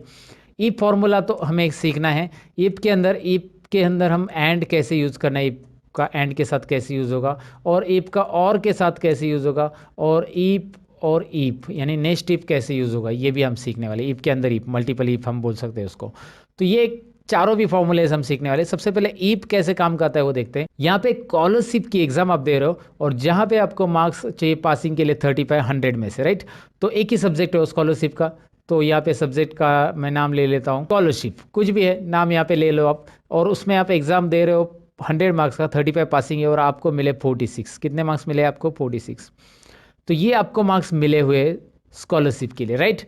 अब आपको करना क्या है, मेरा फॉर्मूला क्या रहेगा, मैं यहाँ पे ज़रा कॉलम की साइज़ बढ़ा देता हूँ। मेरा फॉर्मूला इसके लिए रहेगा 46 के लिए। तो ये पास है कि नहीं है ये स्टूडेंट जो भी 46 मिला है, यहाँ पे लिख के आना चाहिए आगे के सेल में। तो मैं डायरेक्टली पास टाइप कर सकता हूँ, लेकिन ईप फॉर्मूला में कैसे होगा देखिए। ईप लेने के बाद ईप एक आपको यहाँ पे डिस्क्रिप्शन में दिखाई दे रहा है, यहाँ पे मैं आपको पढ़ के भी दिखाता हूँ। Checks whether a condition is met and returns one value if true and another value if false. तो ईप यहाँ पे मैंने सिलेक्ट किया है। अगर आपकी कंडीशन मिलती है तो पहला आंसर जो होगा कंडीशन के अकॉर्डिंग ट्रू रहेगा, और नहीं तो दूसरा आंसर फॉल्स। अगर कंडीशन नहीं मिल रही तो वो आंसर हम दूसरा देंगे। तो ईप आपको दो आंसर अलाउ करता है। चलिए ईप और टैब बटन प्रेस कीजिए। यहाँ पे देखिए पहले पूछ रहा है वो कंडीशन यानी लॉजिक टेस्ट, आप टेस्ट दीजिए। फिर उसके बाद वो टेस्ट में मतलब जो भी लॉजिक टेस्ट आपने दिए वो ट्रू है तो पहला आंसर दिखाइए, नहीं तो दूसरा आंसर। तो करना क्या है देखिए, मेरा टेस्ट क्या है, यहाँ पे मैं सिलेक्ट कर रहा हूँ किसको, I2 को, I12 को, सॉरी I12 में है 46। If I12 cell is greater than equal to 35, मतलब 35 और उससे ज़्यादा है तो I12 सेल में 35 और उससे ज़्यादा है तो ये हमारी कंडीशन है। कंडीशन देते समय आप ये ऑपरेटर्स यूज़ कर सकते हैं, greater than equal to, less than equal to वगैरह। अगर ज़्यादा है तो क्या होगा, कोमा, पहला आंसर ये रहेगा पास। देखो डबल इन्वर्टेड कोमा में आपको लिखना है। ईप के अंदर जो भी टेक्स्ट आप लिखते हो वो डबल इन्वर्टेड कोमा में आ जाएगा। कोमा देके अगर आप कोमा देते हो ना तो नीचे देखो क्या हो रहा है, वैल्यू फॉल्स बोल्ड हो रहा है। ध्यान से देखिए मैं क्या कर रहा हूँ, पहला मैंने लॉजिक टेस्ट दिया, कोमा किया, कोमा करने के बाद आप जैसे कोमा करोगे नीचे बोल्ड में दिख रहा है आपको वैल्यू ट्रू। अभी वैल्यू ट्रू वाला डालो आप, आपकी कंडीशन आपने डाल दी। अगर ये कंडीशन सेटिस्फाई है, 35 से ज़्यादा मार्क्स है तो क्या लिख के आना चाहिए, वैल्यू ट्रू का मतलब होता है कोमा। अगर 35 से कम है तो क्या लिखना चाहिए आपको, वैल्यू फॉल्स। अगर 35 से कम नहीं है, वो एक्सप्रेशन गलत है आपने जो दिया हुआ, 35 से कम है सॉरी, तो आपको मिलेगा वहाँ पे फेल स्टूडेंट, आपको यहाँ पे लिख के आना चाहिए फेल। तो आपको डबल इन्वर्टेड कोमा में ये लिखना है, डबल इन्वर्टेड कोमा नहीं बोलना है दोस्तों, डबल इन्वर्टेड कोमा, राइट। तो यहाँ पे मैंने दे दिया और यहाँ पे एंटर बटन प्रेस करना है। यहाँ पे भूलना नहीं है कि मैंने टाइप कैसे किया, ज़रा ध्यान से देखेंगे अभी क्या हो रहा है, ये पास हो रहा है। और यहाँ पे 34 करके देखिए फेल। ऑफकोर्स 35 के लिए पास होगा क्योंकि ग्रेटर देन इक्वल टू रखा है मैंने 35 को इंक्लूड करके। 35 है फिर भी पास है, 35 से ज़्यादा है फिर भी पास है, 35 से कम जाते हैं 31 32 कुछ भी डालो फेल आ जाएगा। तो इफ कंडीशन यहाँ पे आपको काम कैसे कर रहा है समझ में आया होगा। एक सेल के अंदर एक ही सेल के लिए मैंने दिया, तो इफ इस तरह से देते हैं दोस्तों। इफ कंडीशन आपको दो आंसर अलाउ करता है। अगर आपकी कंडीशन सही है यहाँ पे दी हुई तो पहला आंसर रिटर्न करेगा, नहीं तो अगर कंडीशन नहीं मिल रही है, 35 से कम है यहाँ पे और 35 से ज़्यादा अगर है तो पास, ज़्यादा नहीं है तो फेल, राइट। कंडीशन नहीं मिल रही है तो फेल, वैल्यू फॉल्स। तो इस तरह से मैंने आपको बताया कि यहाँ पे कैसे हम ईप फॉर्मूला अप्लाई कर सकते हैं। डेफिनेटली आपको समझा होगा ये। अब ईप फॉर्मूला यहाँ पे तो एक सब्जेक्ट नहीं, मेरे पास तीन सब्जेक्ट है, तो ऐसे अगर एक से ज़्यादा सब्जेक्ट है तो आपको एंड या फिर और यूज़ करना है। मैंने यहाँ पे और नहीं लिखा है, ऑफ लिखा, आपने देखा भी नहीं। ओके, मुझे बताना ना, कम से कम यहाँ पे और लिखना था मुझे, तो यहाँ पे आपको मैं बता रहा हूँ और, राइट। तो यहाँ पे एक से ज़्यादा अगर सब्जेक्ट है तो ईप एंड और ईप और इन दोनों में से एक यूज़ कर सकते हैं। पहले मैं आपको ईप एंड की मदद से कैसे निकालना है ये रिजल्ट मैं दिखाता हूँ। Is equal to if open bracket. अब एंड क्यों यूज़ करना है, क्योंकि ईप आपको अलाउ करता है एक ही लॉजिक टेस्ट देने के लिए और एक ही यहाँ पे क्राइटेरिया दे सकते हैं। लेकिन अगर आप एंड यूज़ करते हो फॉर्मूला में तो आप लॉजिक 1, लॉजिक 2, लॉजिक 3, 4 ऐसे बहुत सारी लॉजिक दे सकते हैं। तो सबसे पहले यहाँ पे करेंगे क्या, सब्जेक्ट 1 की सेल, यानी कि यहाँ पे आएगी C3 दिखाई दे रहा है आपको, ये C3 सेल हमारी रहेगी। और C3 यहाँ पे आ चुका है सब्जेक्ट 1 की, क्योंकि उसे रिस्पेक्टिव में जो लेफ्ट साइड में सेल है वही हमने लिए है। दिखाई दे रहा है आपको C3 यहाँ पे आ चुका है। If C3 is greater than equal to 35, greater than equal to क्यों, क्योंकि हमें कंडीशन देना है एंड की तरह। मैं आपको समझाता हूँ एंड यूज़ करने के बाद आपको ग्रेटर देन इक्वल टू ही क्यों लेना है, क्योंकि हम चेक करेंगे कि तीनों सब्जेक्ट में पास है तो ही पास देंगे, राइट। तो पहली कंडीशन दी हमने C3 is greater than equal to 35, comma again यहाँ पे सब्जेक्ट 2 कौन सा है, D3 है, D3 is greater than equal to 35। आप यहाँ पे लिख सकते हैं इस तरह से, या फिर कॉमा देने के बाद आप इस सेल को क्लिक भी कर सकते हैं। क्लिक कीजिए इस सेल के ऊपर, देखिए मैंने कॉमा दिया, इस सेल के ऊपर क्लिक किया, वो ऑटोमेटिकली आ चुका है। उसी के रिस्पेक्ट में जिस रो में आप यहाँ पे फॉर्मूला लिख रहे हो उसी के लेफ्ट साइड का जो सब्जेक्ट का सेल है उसे लेना है, और इसमें भी ग्रेटर देन इक्वल टू 35 और ब्रैकेट क्लोज, ब्रैकेट एंड वाला क्लोज कर रहा हूँ मैं। देखिए यहाँ पे कलर दिख रहा है आपको एंड ब्रैकेट का, और वही क्लोज कर रहा हूँ मैं। ज़रा इस कंडीशन को समझिए, मैं एक्सप्लेन करने की कोशिश कर रहा हूँ, आपको डेफिनेटली समझ में आएगा। यहाँ पे तीनों सब्जेक्ट की कंडीशन मैंने ली है, तीनों सब्जेक्ट में हमें मिलने चाहिए 35 से ज़्यादा मार्क्स। एंड दिया है ना, तो ये कोमा जो है बीच का वो रिप्रेजेंट कर रहा है एंड, यानी कि C3 is greater than equal to 35, comma यानी कि and D3 is greater than equal to 35 मतलब सब्जेक्ट 2, और E3 मतलब subject 3 it should be greater than equal to 35। तीनों में भी 35 से ज़्यादा रहेंगे या रहने चाहिए। रहेंगे तो क्या होगा, कॉमा। अब कॉमा करेंगे जैसे हम इस ब्रैकेट के बाद, तो वैल्यू ट्रू, तो क्या होगा, अगर ये कंडीशन सेटिस्फाई तीनों में भी 35 से ज़्यादा है तो पास होगा डबल इन्वर्टेड कॉमा में, नहीं तो क्या होगा, फेल होगा। मैंने यहाँ पे एंटर वगैरह नहीं प्रेस किया, टाइप के आगे वो ऑटोमेटिक नीचे आ जाएगा, आपको एंटर यहाँ पे प्रेस नहीं करना है, बिल्कुल कोई ज़रूरत नहीं फार्मूला में आपको कोई एंटर वगैरह ऐड करने की, बस टाइप करते जाइए, फार्मूला ऑटोमेटिक अपने आप नीचे आता है आगे अगर नहीं जा रहा है तो लॉजिक टेस्ट क्या है, देखिए तीनों सब्जेक्ट में ग्रेटर देन 35 है तो पास, नहीं तो फेल। एंड का कंडीशन यही काम कर रहा है, एंटर कीजिए, यहाँ पे रिजल्ट आपको मिल रहा है। Are you getting, look at here, pass दोनों भी है, क्योंकि तीनों सब्जेक्ट में 35 से ज़्यादा है। यहाँ पे तो ऑफकोर्स 100 ही है, और यहाँ पे देखेंगे तो 35 से कम है किसी ना किसी सब्जेक्ट में, ये तो तीनों सब्जेक्ट में फेल है, लगभग एक सब्जेक्ट में पास है यहाँ पे 35। और यहाँ पे देखिए ये पास होता है कि नहीं होता है, अभी दिखाता हूँ मैं आपको, हो गया पास, राइट। तो तीनों में आपको 35 या 35 से ज़्यादा मार्क्स है तो ही पास होगा, नहीं तो फेल बताएगा। ये हमारा एंड का कहना था। एंड उस तरह से काम करता है जैसे यहाँ पे सारी चीज़ें कंपलसरी होती है एंड के अंदर दी हुई, तो कंपल्शन का काम करता है। जैसे एग्जांपल लो ना, आप अगर कोई ड्राइविंग लाइसेंस निकालने जाते हो और वहाँ पे आपको बोला कि आधार कार्ड और पैन कार्ड दोनों भी चाहिए, मतलब मैं एग्जांपल बता रहा हूँ, तो दोनों भी चाहिए, दोनों कंडीशन है तो ही आपका ड्राइविंग लाइसेंस निकलेगा। यानी कि जहाँ पे दोनों चीज़ें कंपलसरी है या जितनी भी चीज़ें दी हुई कंपलसरी है वो होता है एंड। तो वो क्या बोलेंगे आपको, आपका ड्राइविंग लाइसेंस निकालना है आपको, तो आधार कार्ड और पैन कार्ड, और बोलेंगे क्या बोलेंगे, और आधार कार्ड और पैन कार्ड, यानी एंड, राइट। तो वैसे ही अगर आपको और के साथ रिजल्ट निकालना है, और मतलब क्या होता है, ऑप्शनल, राइट। तो और के साथ निकालना है तो कंडीशन क्या रहेगी, मैं दिखाता हूँ। यहाँ पे एक कॉलम इंसर्ट करना है, जो कि मैंने आपको बताया कॉलम कैसे इंसर्ट करना है ऑलरेडी। राइट क्लिक करके इंसर्ट, यहाँ पे रिजल्ट 2 नाम देते हैं हम इसका। तो यहाँ पे इफ और ओपन ब्रैकेट के बाद मैं और लिखूंगा, और से भी आंसर सही आएगा दोस्तों, जी हाँ सही आएगा। लेकिन आप बोलोगे कैसे, कंडीशन में हम चेंज करने वाले हैं। सब्जेक्ट 1 की कंडीशन में हम लेंगे लेस देन 35। अब ऐसा क्यों, मैं आपको समझाता हूँ। चलिए यहाँ पे पहले फॉर्मूला टाइप कर देते हैं। सब्जेक्ट 1 के बाद सब्जेक्ट 2 यानी D3, वहाँ पे क्लिक करेंगे तो भी चलेगा, less than 35, and comma E3 less than 35। इससे होगा क्या, तीनों में से किसी भी एक सब्जेक्ट में 35 से कम है, तो मैंने और लिखा है ना दोस्तों, और का मतलब यहाँ पे होता है कोई भी एक सब्जेक्ट में 35 से कम है तो वो सब्जेक्ट 1 में चेक करेगा 35 से कम है तो डायरेक्टली वो रिजल्ट शो करेगा, या सब्जेक्ट 2 में चेक करेगा 35 से कम मिला तो डायरेक्ट रिजल्ट शो करेगा, और सब्जेक्ट 3 में भी चेक करेगा। तीनों में से किसी, तीनों में भी 35 से कम नहीं रहने चाहिए, ऐसा नहीं कि तीनों में, तीनों में से किसी भी एक में, क्योंकि और लिखा है हमने एंड नहीं लिखा है, तो तीनों में से किसी भी एक में अगर 35 से कम है तो कॉमा डबल इन्वर्टेड कॉमा में फेल, और फिर कॉमा डबल इन्वर्टेड कॉमा में पास। यहाँ पे एक भी कॉमा नहीं मिस करना है, नहीं तो फॉर्मूला कॉमा में चला जाएगा, हमेशा की तरह। मजाक कर रहा हूँ, लेकिन यहाँ पे मैं आपको बताऊँ कि कॉमा भूलना नहीं है दोस्तों। फेल और पास कैसे निकाला ये रिजल्ट आपको दिखाई दे रहा है। चलिए मैं आपको दिखाता हूँ आंसर क्या आता है इसका। एंटर कीजिए and have a look this, क्या हो रहा है देखिए, पास है और मैं इस फॉर्मूला को यहाँ पे ड्रैग करूँगा। नाउ यू कैन सी यहाँ पे दिखाई दे रहा है, जैसे यहाँ पे आ रहा था एंड के साथ आंसर, वैसे ही यहाँ पे आ रहा है। Got it. कोई डिफ़िकल्टी नहीं है दोस्तों, इसे निकालने में कोई प्रॉब्लम नहीं आएगा। आप इस फॉर्मूला को ज़रा ध्यान से समझने की कोशिश कीजिए, रट्टा मत मारिएगा, रट्टा मारने से कुछ मतलब नहीं होता है। एंड क्या काम करता है, और वैसे काम करता है जैसे आप एक वोटिंग कार्ड निकालने गए और वहाँ पे बोला कि यार आपके पास आधार कार्ड है, वो बोला, आपने बोला नहीं। आपके पास पैन कार्ड है, तो चलो लाओ पैन कार्ड से बना देते हैं, आपने बोला है तो पैन कार्ड से भी बनेगा या आधार कार्ड, दोनों में से एक है। मतलब सभी चीज़ें कंपलसरी नहीं है, ऑप्शनल है।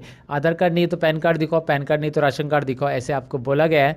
तो यहाँ पे ऑप्शनल चीज़ें आती है। तो यहाँ पे वही मैंने किया कि C3 में जाकर वो चेक करेगा 35 से कम है क्या, है तो डायरेक्ट फेल बताएगा, आगे की कंडीशन उसे चेक करने की ज़रूरत नहीं है क्योंकि ये और है दोस्तों। और D3 में चेक करेगा 35 से कम है क्या, है तो डायरेक्टली फेल बताएगा, नहीं तो फिर E3 में चेक करेगा, E3 में 35 से कम है तो फेल बताएगा, तीनों में भी नहीं है तो डायरेक्टली क्या बताएगा, वो पास बताने वाला है क्योंकि ये सेटिस्फाई नहीं हो रहा है, राइट। तो इस तरह से ईफ एंड और ईफ और ईफ काम करता है। बस अभी ईफ में एक और चीज़ सीखना है जिससे हम ग्रेड निकालने वाले हैं, यानी कि नेक्स्ट ईफ। अब नेक्स्ट ईफ कैसे होगा, if with in if, if के अंदर ईफ, हम ईफ के अंदर ईफ, हम ईफ के अंदर ईफ, बहुत सारे ईफ लेने वाले हैं। वैसे हम कितने ईफ लिख सकते हैं, वैसे 100 ईफ भी लिखेंगे तो भी चलेगा, लेकिन मैं आपको बताऊँ कि एक्सेल 2019 के अंदर नया फॉर्मूला आया है। ईफ को बार बार लिखने से अच्छा आप एक ही बार लिखिए, उसका नाम है ईफ्स। और उसके लिए वीडियोस मैंने बनाए थे एक्सेल 2019 में, कौन से नए फॉर्मूलाज है उसका लिंक डिस्क्रिप्शन में, अगर आप इंटरेस्टेड हो तो ज़रूर वीडियो देख लेना दोस्तों। फिलहाल तो मैं आपको बताऊं कि यहाँ पे इज इक्वल टू करना है और आपको ईफ टाइप करना है। ईफ टाइप करने के बाद सबसे पहला कंडीशन, हम कोई भी एक रिजल्ट लीजिए, ये रिजल्ट ले लेते। If result is equal to fail, अगर रिजल्ट में फेल है तो ग्रेड में भी फेल आएगा, ग्रेड में पास नहीं आएगा। If result is equal to fail then result अगर फेल है तो ग्रेड भी फेल है, ये समझ लेना। पहली कंडीशन हमने दे दी कि रिजल्ट फेल है तो ग्रेड फेल है। अगर रिजल्ट फेल नहीं है तो पास ट्रैक करने की ज़रूरत नहीं, ऑटोमेटिक फेल नहीं है तो कॉमा कीजिए, यानी कि यहाँ पे आपके पास ईफ में दो आंसर रहते हैं, फेल है तो फेल, फेल नहीं है तो क्या आंसर आएगा, फेल नहीं है तो if open bracket, if open bracket के अंदर लॉजिक टेस्ट देंगे हम इस ग्रेड के लिए। यानी कि ग्रेड कैसा रहता है हमारा, मैं आपको बताता हूँ। इस सेल के अंदर K3 के अंदर 75 से ज़्यादा है तो यहाँ पे मैंने ग्रेटर देन साइन ले लिखा, ग्रेटर देन इक्वल टू 75। अगर 75 से ज़्यादा है तो A+ ग्रेड हम देंगे, यहाँ पे A+। मैंने कौन सा ग्रेड लिखा है, देखिए A+, और ये इन्वर्टेड कोमा में रहेगा इस तरह से। ध्यान से देखिए यहाँ पे कर क्या रहा हूँ मैं, अगर फेल है तो फेल होगा, नहीं तो फेल नहीं है तो K3 में चेक करेंगे कितने मार्क्स है। K3 में चेक करना है यहाँ पे 75 और उससे ज़्यादा है तो greater than equal to 75, then A+ grade आने वाला है। अब यहाँ पे एक बात याद रखिए कि मैंने डिसेंडिंग ऑर्डर ग्रेड लिया है, यानी कि सबसे हाईएस्ट ग्रेड पहले लिया है और यही करना है आपको ई ग्रेड के फॉर्मूला में। तो ग्रेड के फॉर्मूला में क्या करना है, पहले 75 चेक कीजिए, अगर 75 से ज़्यादा नहीं है तो अब कोमा दीजिए, कोमा देने के बाद दोबारा ईप आएगा, ईप ओपन ब्रैकेट, और हम K3 की दोबारा सेलेक्ट करेंगे, K3 greater than equal to, इस बार हम 60 चेक करेंगे, 60 है तो कौन सा ग्रेड देंगे, देखिए ध्यान से 60 है तो यहाँ पे हम A ग्रेड देंगे, लेकिन हमने एक ही आंसर दिया है, वैल्यू इफ ट्रू वाला। वैल्यू इफ फॉल्स वाला आंसर हम यहाँ पे देंगे, दूसरा ईप लेंगे, वैल्यू इफ फॉल्स की जगह हम दूसरा ईप लेंगे और यहाँ पे हम क्या लिखेंगे, देखिए फिर से लॉजिक टेस्ट K3, मतलब एक ईप के अंदर दूसरा ईप कैसे मैं कर रहा हूँ, देखिए K3 is greater than equal to 50, अगर 50 या 45 लेते हैं, 45 से ज़्यादा है तो C ग्रेड। तो पहला आंसर हमने जैसे लिखा C ग्रेड, इसका यहाँ पे दिख रहा है वैल्यू इफ ट्रू, पहला आंसर इस ईप का, लॉजिक टेस्ट ये है, और कॉमा, और जैसे दूसरा आंसर लिखना है और एक ईप ऐड करेंगे हम, if open bracket, K3 is greater than equal to 35 है तो कौन सा ग्रेड, यहाँ पे गलती कर दी मैंने, यहाँ पे होना चाहिए C ग्रेड और वहाँ पे होना चाहिए B ग्रेड, ये हमारी थोड़ी सी गलती होगी, यहाँ पे मिस्टेक हम यहाँ पे सुधार लेते हैं। चलिए देर आए दुरुस्त है, राइट। तो यहाँ पे A+, A, B और C ग्रेड मैंने लिखा। आप लगा यार इतना बड़ा फॉर्मूला, आप ऐसा सोचो मत बिल्कुल। ये फॉर्मूला क्या है मैं आपको बताता हूँ, ये फॉर्मूला रिपीट है, ये फॉर्मूला दिख रहा है यहाँ से यहाँ तक, यही कॉपी करके यहाँ पे फिर से रखा गया है, बस दिखाई दे रहा है। बस आपको चेंज करना है ग्रेड यहाँ पे, और ग्रेड और मार्क्स चेंज करने, कंडीशन चेंज करना है। बाकी यहाँ पे ब्रैकेट कितने क्लोज होंगे ये सब देखने की ज़रूरत नहीं है, चिंता करने की ज़रूरत नहीं है। एंटर कीजिए, एक्सेल ऑटोमेटिक ब्रैकेट क्लोज कर रहा है, यहाँ पे इस बॉक्स में दिख रहा है एक्सेल ऑटोमेटिकली ब्रैकेट यहाँ पे क्लोज कर रहा है, येस। तो यहाँ पे ब्रैकेट को यस करेंगे और आंसर आ रहा है। चलिए देखते हैं अकॉर्डिंग टू दैट परसेंटेज के हिसाब से, जो फेल है फेल के लिए फेल और जो परसेंटेज यहाँ पे दिखाई दे रहे हैं उसके हिसाब से उसको मार्क्स आए हैं कि नहीं आए, आए हैं। इसे हम नेक्स्ट टिप बोलते हैं दोस्तों। इसकी ज़रा प्रैक्टिस आपको करनी ज़रूरी है, और जितनी रिपीट आप इसके प्रैक्टिस करोगे उतना ईप आप डीपली समझते जाओगे कि ईप के अंदर लॉजिक टेस्ट होता क्या है, पहला आंसर क्या होता है, दूसरा आंसर क्या होता है, नेक्स्ट टिप लिया कैसे गया है, यहाँ पे क्यों लिया गया है, ये सारी चीज़ें आपको समझ में आएगी। तो ज़रूर ईप का एक बार प्रैक्टिस कीजिए। हमारा ग्रेड तक हमारा हो गया है। अब नेक्स्ट पॉइंट की तरफ बढ़ते हैं।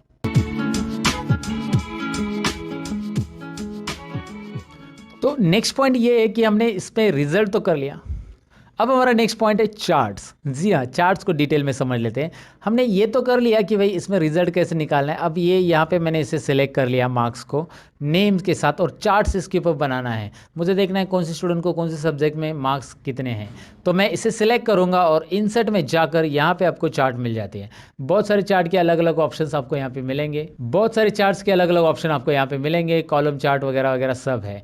और सपोज आप यहाँ पे कोई भी चार्ट सेलेक्ट करके इंसर्ट करते हो तो यहाँ पे देखिए कैसे आने वाला है। डायरेक्ट प्रीव्यू आपको दिखाई देता है यहाँ पे।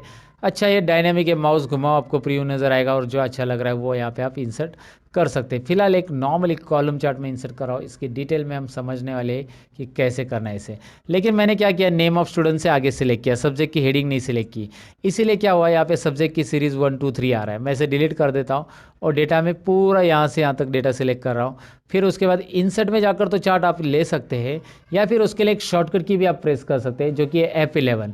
मैं इस डेटा को सिलेक्ट करके अगर F11 प्रेस करता हूँ ना दोस्तों, तो आपको यहाँ पे एक नई शीट आ रही है, बॉटम में दिख रही है। शीट 1 में हमारा डेटा था, चार्ट 1 करके एक यहाँ पे शीट आ चुकी है। शीट 1 में डेटा है, चार्ट 1 करके एक नई शीट आ चुकी है जिसमें हमारा चार्ट आ चुका है। यहाँ पे आपको दिख रहा है राहुल भोर, अजय शर्मा, रमेश डोले, संदीप शर्मा, विनोद शर्मा एंड आकाश काले, किसको कितने मार्क्स हैं यहाँ पे आपको दिख रहे हैं। ईजिली आप इस मार्क्स के थ्रू, मतलब इस चार्ट के थ्रू गेस कर सकते हैं, या फिर देख सकते हैं किसको कितने मार्क्स हैं। ईजिली देख सकते हैं, गेस करने की ज़रूरत नहीं, वैसे देख सकते हैं। यहाँ पे मैं आपको बताऊँ कि ये जो चार्ट मैंने क्रिएट किया है इसके बहुत सारे अलग अलग ऑप्शन बनते हैं जो कि हमें यहाँ पे देखने हैं। डिज़ाइन टैब के अंदर चार्ट को पूरा कंप्लीटली सीखना है, और इसके ऊपर फॉर्मेटिंग करने के लिए बाजू में फॉर्मेट टैब भी आया है। अब इस चार्ट को मैंने जानबूझकर अलग से शीट पे लिया ताकि हम यहाँ पे कुछ फॉर्मेटिंग कर सके। सबसे पहले तो मैं आपको बताऊँ कि यहाँ पे ये जो नाम दिखाई दे रहे हैं नीचे वाले, इसकी स्टाइल आप बदल सकते हैं, इसकी साइज़ बदल सकते हैं, सब कुछ कर सकते हैं। उसके लिए होम टैब में जाकर यहाँ से आप इसकी साइज़ बढ़ा सकते हैं। देखिए मैं बढ़ा रहा हूँ, राइट। आप जितना चाहिए उतनी साइज़ उसकी मर्जी बढ़ा सकते हैं। यहाँ पे उसको बैकग्राउंड कलर देना है, दे सकते हैं। इस तरह से उसको हाईलाइट कर सकते हैं, बोल्ड करना है, कर सकते हैं। और आप यहाँ पे चार्ट टाइटल दिया है, इसकी भी साइज़ बढ़ा सकते हैं। उसमें चार्ट टाइटल में कुछ नया नाम डालना है तो आप बस उस पर क्लिक रखिए, फॉर्मूला बार में क्लिक करके यहाँ पे लिखिए स्टूडेंट प्रोग्रेस, या कुछ भी आप लिख सकते हैं यहाँ पे। तो इस तरह से चार्ट यहाँ पे चार्ट के लिए टाइटल भी ऐड होता है। अच्छा, डिज़ाइन टैब में मैं आपको बताऊँ कि यहाँ पे रेडीमेड डिज़ाइन से, यहाँ पे अगर आप अप्लाई करते हो तो रेडीमेड डिज़ाइंस आ जाती है। जो मैंने फॉर्मेटिंग की थी वो गायब हो जाएगी, और रेडीमेड स्टाइल, रेडीमेड डिज़ाइन आपको यहाँ पे देखने मिल जाएगी। हाँ, दोबारा आप रेडीमेड डिज़ाइन के बाद भी फॉर्मेटिंग करना चाहते हो तो ये अलाउ करता है, कोई बात नहीं है। आप यहाँ पे बस आके चार्ट के साइज़ वगैरह टेक्स्ट की बढ़ा सकते हैं, जितनी चाहिए उतनी टेक्स्ट की साइज़ वहाँ पे रखो। बोल्ड करना है, बोल्ड कीजिए, हो रहा है। यहाँ पे जो आता है नीचे, इसे लीजेंड बोलते हैं, सब्जेक्ट 1 2 3। इस लीजेंड को आप ऊपर भी रख सकते हैं, क्लिक एंड ड्रैग करके जहाँ पे चाहिए वहाँ पे रख सकते हैं। ऐसा क्लिक एंड ड्रैग करके रख सकते हैं। इसकी साइज़ आप ऐसे बढ़ा सकते हैं बॉक्स की, और उसके अंदर के कंटेंट की साइज़ बढ़ाने के लिए यहाँ पे क्लिक कर सकते हैं। यहाँ पे आपको दिख रहा है कंटेंट की साइज़, और इसे भी हम बोल्ड करेंगे। इस बॉक्स की साइज़ थोड़ी सी बढ़ाएंगे। Now you can see that colours also, यहाँ पे दिखाई दे रहा है कलर्स कौन से सब्जेक्ट के कौन से हैं। साथ ही में ये जो हमने डिज़ाइन लिया था, ये डिज़ाइन में उसमें डेटा लेबल भी आ रहे हैं। यहाँ पे इसे डेटा लेबल बोलते हैं। ये जो मार्क्स यहाँ पे दिखाई दे रहे हैं ना, 45 65 35, ये हमारे डेटा लेबल। यहाँ पे अलग लेआउट लेंगे तो देखिए यहाँ पे इस तरह से आ रहा है। आप जैसे चाहिए वैसे यहाँ पे कर सकते हैं। आपको जो फॉर्मेटिंग चाहिए वो यहाँ से चेंज कर सकते हैं। अंडू कर देता हूँ मैं, फिलहाल यही रख देता हूँ। यहाँ पे चेंज कलर ऑप्शन भी दिया है, कलर्स चेंज होंगे अगर आप मूव करते हो, जैसे जो चाहिए वो कलर्स में आप यहाँ पे चार्ट देख पाएंगे, राइट। उसके अलावा यहाँ पे क्विक लेआउट ऑप्शन दिया गया है। क्विक लेआउट में क्या है देखिए, क्विक लेआउट में जैसे आप माउस पॉइंटर घुमाते हो वैसे अलग अलग डिज़ाइंस, अलग अलग लेआउट्स आपके सामने यहाँ पे प्रेजेंट होंगे, और आपको जो पसंद है वो आप यहाँ पे ले सकते हैं। जो प्रेजेंटेटिव लग रहा है, यहाँ पे टेबल के साथ आ रहा है, नीचे टेबल भी आ रहा है, दिखाई दे रहा है आपको। सो वट एवर, लाइक आपको जो पसंद है यहाँ से आप सिलेक्ट कर सकते हैं। नहीं है तो पहले वाला रहने दीजिएगा। तो यहाँ पे आ गया add chart element axis. Axis में हॉरिजॉन्टल एक्सिस तो है, जैसे कि राहुल बोर राजेश ये सब दिखाई दे रहा है आपको नाम, लेकिन वर्टिकल नहीं है। वर्टिकल में देखिए अभी ऐड हो गया, दिख रहा है ना, ये 0 20 कितने मार्क्स है वो देखने के लिए वर्टिकल एक्सिस की ज़रूरत है नहीं है, वो यहाँ से आप हाइड और शो कर सकते हैं। अच्छा, हमने वैसे भी लेबल दिए है यहाँ पे, तो लेबल दिए है तो उसको वर्टिकल एक्सिस रखना है नहीं रखना है, यहाँ से आप हाइड भी करेंगे तो भी चलेगा। एक्सिस टाइटल देखिए, एक्सिस टाइटल में आपको यहाँ पे दिख रहा है प्राइमरी हॉरिजॉन्टल और वर्टिकल दोनों टाइटल आ रहे हैं। जैसे मैं क्लिक कर रहा हूँ वर्टिकल के लिए तो यहाँ पे आ रहा है टाइटल। इसमें क्या करना है, मार्क्स आपको फॉर्मूला बार में लिखना है, एंटर कर देना है, और इसकी साइज़ बढ़ानी है तो आप यहाँ से बढ़ा सकते हैं इस तरह से। इंटरेस्टिंग है ना? ओके, बहुत ही इंटरेस्टिंग है, कोई डिफ़िकल्टी नहीं है। यहाँ पे बस डिज़ाइन टैब में जाना है और बस क्लिक करना है, कोई फॉर्मूला वगैरह तो देना है ही नहीं है। चार्ट का टाइटल चाहिए नहीं चाहिए, नन, देखिए टाइटल गायब हो गया। सेंटर में चाहिए या फिर आप वो चार्ट चाहिए, वो आपके ऊपर है। डेटा लेबल्स अभी मैंने दिए, ऑलरेडी आए हैं वहाँ पे उस डिज़ाइन पे, लेकिन आप यहाँ से उसका पोजीशन चेंज कर सकते हैं। जैसे आप यहाँ पे माउस पॉइंटर घुमाओगे आपको दिख रहा है इनसाइड बेस, आपको जो अच्छा लग रहा है आउटसाइड बेस, आउटसाइड वाले रखने हैं, कॉल आउट वाले रखने हैं, इस तरह से नाम के साथ आएंगे, इस तरह से आएंगे, दिखाई दे रहा है कहाँ पे रखने हैं। And that's up to you कि कहाँ पे उसे रखना है। चलो एक ही पोजीशन पे मैंने रख दिया। सबके डेटा लेबल्स यहाँ पे आपको नीचे दिखाई दे रहे हैं। ऐड चार्ट एलिमेंट में डेटा लेबल के बाद डेटा टेबल्स भी है, जो कि आप टेबल्स दिखाना चाहते हैं नहीं दिखाना चाहते, यहाँ पे है। विथ लीजन विदाउट लीजन है, यानी कलर्स नीचे आते हुए दिखाई देंगे। देखो नीचे जैसे इसमें लिखा विथ लीजन, तो नीचे लीजन की के साथ आ रहे, नो लीजन कलर के साथ नहीं आ रहे। यहाँ पे ग्रिड लाइन से साथ में ग्रिड लाइंस को शो करना है वगैरह, यहाँ से आप कर सकते हैं। एरर्स की अभी हमें चेक नहीं करना है, लेकिन ग्रिड लाइन वगैरह दिखाना है तो आप यहाँ से ग्रिड लाइन देख सकते हैं। बहुत सारी ग्रिड लाइन अप्लाई कर सकते हैं बैकग्राउंड में। और साथ में लीजन का पोजीशन भी आप डिसाइड कर सकते हैं, राइट में रखना है, टॉप में रखना है, बॉटम में रखना है, लेफ्ट में रखना है, बॉटम में रखना है। यहाँ पे लीजेंट आपको दिखाई दे रहा है, जैसे मैं मूव कर रहा हूँ, राइट में चाहिए तो राइट में, टॉप में चाहिए तो टॉप में, ये लीजेंट हम बोलते हैं इसे। इसे आप माउस से ड्रैग करके भी रख सकते हैं। तो ये चार्ट के एलिमेंट है, बेसिक लेवल पे इसे देखना है, सीखना है। क्विक लेआउट के बारे में मैंने आपको बताया है, ये चार्ट की डिज़ाइन बताई। यहाँ पे है स्विच रो को स्विच करना है। वाह, इंटरेस्टिंग है ना? देखिए क्या हो रहा है, मैं आपको बताता हूँ। सब्जेक्ट 1 2 3 जो यहाँ पे थे, मतलब कलर में, वो अभी देखिए राहुल शर्मा अलग अलग हर एक के कलर आ चुके हैं। रोज़ को कॉलम में, कॉलम के रोज़ के कर रहा है यहाँ पे। तो राहुल बोर का कलर, राहुल बोर को सब्जेक्ट 1 में कितने मिले, या फिर सभी सब्जेक्ट 1 2 और 3 के यहाँ पे आ रहे हैं ओवरऑल रिजल्ट। आप बस स्विच करेंगे ये चेंज होगा, ऐसे स्विच करेंगे ये ऐसा चेंज होगा। आपको जैसे ज़रूरी वैसे रख सकते हैं। सिलेक्ट डेटा में जाइए, सिलेक्ट डेटा में यहाँ पे आपको डेटा कम करना है। जैसे आपको यहाँ पे 4 ही स्टूडेंट का डेटा लेना था, अब आपके पास 4 ही स्टूडेंट का रिकॉर्ड है। समझ में आपको? सिलेक्ट डेटा में जाकर डेटा आप बदल सकते हैं, जो डेटा आपको यहाँ पे और बढ़ाना है तो और बढ़ाएंगे। यहाँ पे सिलेक्ट डेटा का बहुत बड़ा काम रहता है जब आप एमआईएस रिपोर्ट जनरेट करते हो, और चार्ट का भी बहुत बड़ा काम रहता है। सिलेक्ट डेटा, स्विच रोज, ये सारी चीज़ें वहाँ पे यूज़ होती हैं। फिलहाल चेंज चार्ट टाइप आपके लिए ऑप्शन है, और यहाँ से आप इस चार्ट को लाइन में, पाई में, बार में कन्वर्ट कर सकते हैं। अब मेरे पास ज़्यादा कॉलम है तो यहाँ पे कॉलम और बार चार्ट ही प्रेजेंटेटिव रहेगा, और बाकी सब तो इतने नहीं रहेंगे। इसीलिए यहाँ पे चेंज चार्ट टाइप में आप देखेंगे ज़्यादा कॉलम्स के लिए ये बार ही चलता है, सिंगल कॉलम के लिए पाई चलेगा, सिंगल वैल्यूज़ रहेगी। तो फिलहाल आप कॉलम चार्ट लीजिए और इसे सीधा कर दीजिएगा। तो चेंज चार्ट टाइप में क्या होता है ये मैंने बताया। अब ये चार्ट हमारा चार्ट 1 शीट में है दोस्तों, और मैं चाहता हूँ कि इसे शीट 1 में ले लूँ, तो शीट 1 में ले सकते कि नहीं ले सकते? बिल्कुल ले सकते। कैसे? यहाँ पे डिज़ाइन में यहाँ पे ऑप्शन है मूव चार्ट। कौन सा ऑप्शन है? देखिए मूव चार्ट। तो करना क्या है, बस मूव चार्ट पे क्लिक कीजिए। कहाँ पे रखना है उसको? ऑब्जेक्ट इन में रखना है, और ऑब्जेक्ट इन में कहाँ पे है? शीट 1 में रखना है। तो ऑब्जेक्ट इन में क्लिक कीजिए, शीट 1 में। अब यही चार्ट आपको शीट 1 में मिल जाएगा। इसकी साइज़ बहुत बड़ी की थी हमने, अब इसे छोटी करनी पड़ेगी आपको। यहाँ से दोबारा इसकी साइज़ छोटी कीजिए, तभी तो चार्ट नज़र आएगा, राइट। इसकी भी साइज़ हमने बहुत बड़ी की थी, इसे छोटी करनी पड़ेगी, तभी आपको चार्ट यहाँ पे डिटेल में दिख रहा है। ग्रिड लाइन नीचे, तो ग्रिड लाइन पे क्लिक करके आप इसे डिलीट कर सकते हैं। यहाँ पे 2-4 अलग अलग मेजर माइनर ग्रिड लाइन थी, उससे मैंने डिलीट कर दिया। सिलेक्ट करके ग्रिड लाइन के ऊपर क्लिक करके डिलीट कर सकते हैं। तो चार्ट को रिप्रेजेंट कैसे करना है, एक बिगिनर लेवल पे चार्ट में कौन कौन से फंक्शंस रहते हैं, ऑप्शंस कैसे रहते हैं, टाइटल कहाँ से ऐड करना रहता है, या फिर लीजेंड क्या होता है, टेबल कैसे ऐड करना था, डेटा लेवल क्या होता है, ये सारी चीज़ें मैंने एक्सप्लेन करने की यहाँ पे इस टॉपिक में कोशिश की है दोस्तों।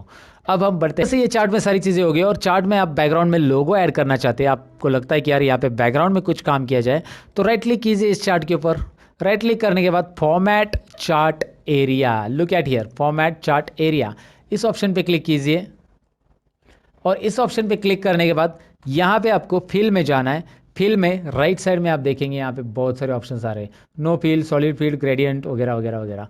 तो आपको पिक्चर लेना है तो पिक्चर लीजिए, ग्रेडियंट पैटर्न लेना है तो पैटर्न लीजिए। यहाँ से अलग अलग पैटर्न आपको बैकग्राउंड में नजर आएंगे। इंटरेस्टिंग पैटर्न है, आप जो देना चाहते हो दे सकते हैं प्रेजेंटेशन के लिए। आप चाहते हैं ऑटोमेटिक तो ऑटोमेटिक आ जाएगा। पैटर्न फिल चाहिए, पिक्चर एंड टेक्सचर चाहिए, यहाँ से फाइल ऑप्शन है जहाँ से हम अपनी कंपनी का लोगो भी ऐड कर सकते हैं। अगर आपके पास कंपनी का लोगो वगैरह है तो बैकग्राउंड में ऐड कर सकते हैं। और उसकी ट्रांसपेरेंसी भी आप यहाँ से सेट कर सकते हैं। मतलब आपका लोगो बहुत ही डार्क है, so you can do it like this. Okay, so ये डेटा के ऊपर काम करने के लिए इंटरेस्टिंग चीज़ें मैंने आपको बता दी है। सो ये डेटा चार्ट में लेकर किस तरह से चार्ट के ऊपर काम करना है मैंने आपको बता दिया। लोगो बैकग्राउंड में कैसे ऐड करना है, कलर्स एंड ऑल। तो ये था चार्ट फॉर बिगिनर्स। और चार्ट से रिलेटेड और एमआई सीरीज से रिलेटेड बहुत सारे वीडियोस मैंने ऑलरेडी चैनल पे बनाया, डिस्क्रिप्शन में उसकी लिंक है, ज़रा देख लेना। अब बढ़ते हैं अगले टॉपिक की ओर। तो चार्ट्स तो हमने सीख लिया, लेकिन यहाँ पे अभी कुछ होम टैब की जो बेसिक ऑप्शन है जो डेली आपको डेटा एंट्री के लिए वगैरह यूज़ हो सकते हैं, ऐसे ऑप्शंस मुझे यहाँ पे बहुत बताना ज़रूरी है। वैसे कॉपी पेस्ट वगैरह तो आपको आता ही होगा, कॉपी पेस्ट, कट पेस्ट, ये ऑप्शंस तो यहाँ पे है ही है। यहाँ पे मैं आपको दिखाता हूँ कि ये डेटा मैं Ctrl+C से कॉपी कर रहा हूँ और यहाँ पे कर्सर रख के यहाँ पे मैं इसे पेस्ट करूँगा। आपको पता ही है, पेस्ट करूँगा तो यहाँ पे रिपीट आ जाएगा। लेकिन पेस्ट के अंदर कुछ और ऑप्शन है जिसका नाम है पेस्ट स्पेशल। ये पेस्ट स्पेशल्स ऑप्शन है सारे के सारे। और पेस्ट स्पेशल के सारे ऑप्शंस का एक वीडियो मैंने बनाया है जिसका लिंक मैं आपके लिए डिस्क्रिप्शन में दूंगा। ये पेस्ट स्पेशल कंप्लीटली कैसे यूज़ किया जाता है इसका ऑलरेडी मैंने वीडियो बनाया है, जिसका फॉर्मेट पेंटर क्या काम का होता है मैं आपको बता देता हूँ। कॉपी पेस्ट तो जनरली सबको आता है, कट पेस्ट भी जनरली पता रहता है, लेकिन फॉर्मेट पेंटर जनरली सब लोगों ने वहाँ पे देखा रहता है लेकिन नहीं आता है। तो मैं आपको बता देता हूँ करना क्या है। यहाँ पे सपोज आपने कोई फॉर्मेटिंग की और यही जो फॉर्मेटिंग का बैकग्राउंड या फिर इसे बोल्ड किया है, आपने अंडरलाइन किया है, यही टाइटल का फॉर्मेटिंग आप इसे भी करना चाहते हो ऊपर, या ऊपर के पूरे रो को, ये रो को करना चाहते, तो करना क्या है, कर्सर आपका इसी पे रहेगा जिस पे फॉर्मेट किया है उस पे कर्सर रखो, फॉर्मेट पेंटर पे क्लिक करो। फॉर्मेट पेंटर पे जैसे आप क्लिक करोगे, look at here, format painter पे मैंने क्लिक किया और जैसे क्लिक करोगे माउस पॉइंटर पे पर ध्यान दीजिए, ब्रश के साथ आ रहा है। आप जिसके ऊपर भी ये घुमाओगे आप ऐसे, वो उसके ऊपर ये फॉर्मेटिंग अप्लाई होने वाला है। देखिए मैंने घुमा दिया, इसके ऊपर ये फॉर्मेटिंग यहाँ पे अप्लाई हो चुका है। समझ में आपको फॉर्मेट पेंटर होता क्या है। वैसे फॉर्मेट पेंटर को आप सिंगल क्लिक और डबल क्लिक से भी यूज़ कर सकते हैं। अभी मैंने सिंगल क्लिक से यूज़ किया और ड्रैग किया। अब दूसरा है कि मैंने इस पे ऊपर डबल क्लिक किया। अगर मैं डबल क्लिक करूंगा ना तो मैं एक साथ यहाँ पे मैंने राहुल बोर को, सपोज अजय वर्मा को फॉर्मेट करना चाहता हूँ। अभी देखिए फॉर्मेट पेंटर कंटिन्यू चालू रहता है अगर आपने फॉर्मेट पेंटर पे डबल क्लिक किया तो। ये बात बहुत सारे लोगों को पता नहीं रहता है कि फॉर्मेट पेंटर पे हम डबल क्लिक करके फॉर्मेट पेंटर को ऐसे रिपीट भी यूज़ कर सकते हैं। सिंगल क्लिक किया तो क्या होगा, एक ही बार फॉर्मेट पेंटर वर्क करेगा। डबल क्लिक करेंगे तो ऐसा मल्टीपल टाइम्स आप वर्क कर सकते हैं फॉर्मेट पेंटर पे। जहां पे भी आप क्लिक करोगे फॉर्मेट पेंटर चालू ही रहेगा। एस्केप बटन करेंगे तो फॉर्मेट पेंटर रिमूव हो जाएगा। एस्केप बटन प्रेस कीजिए।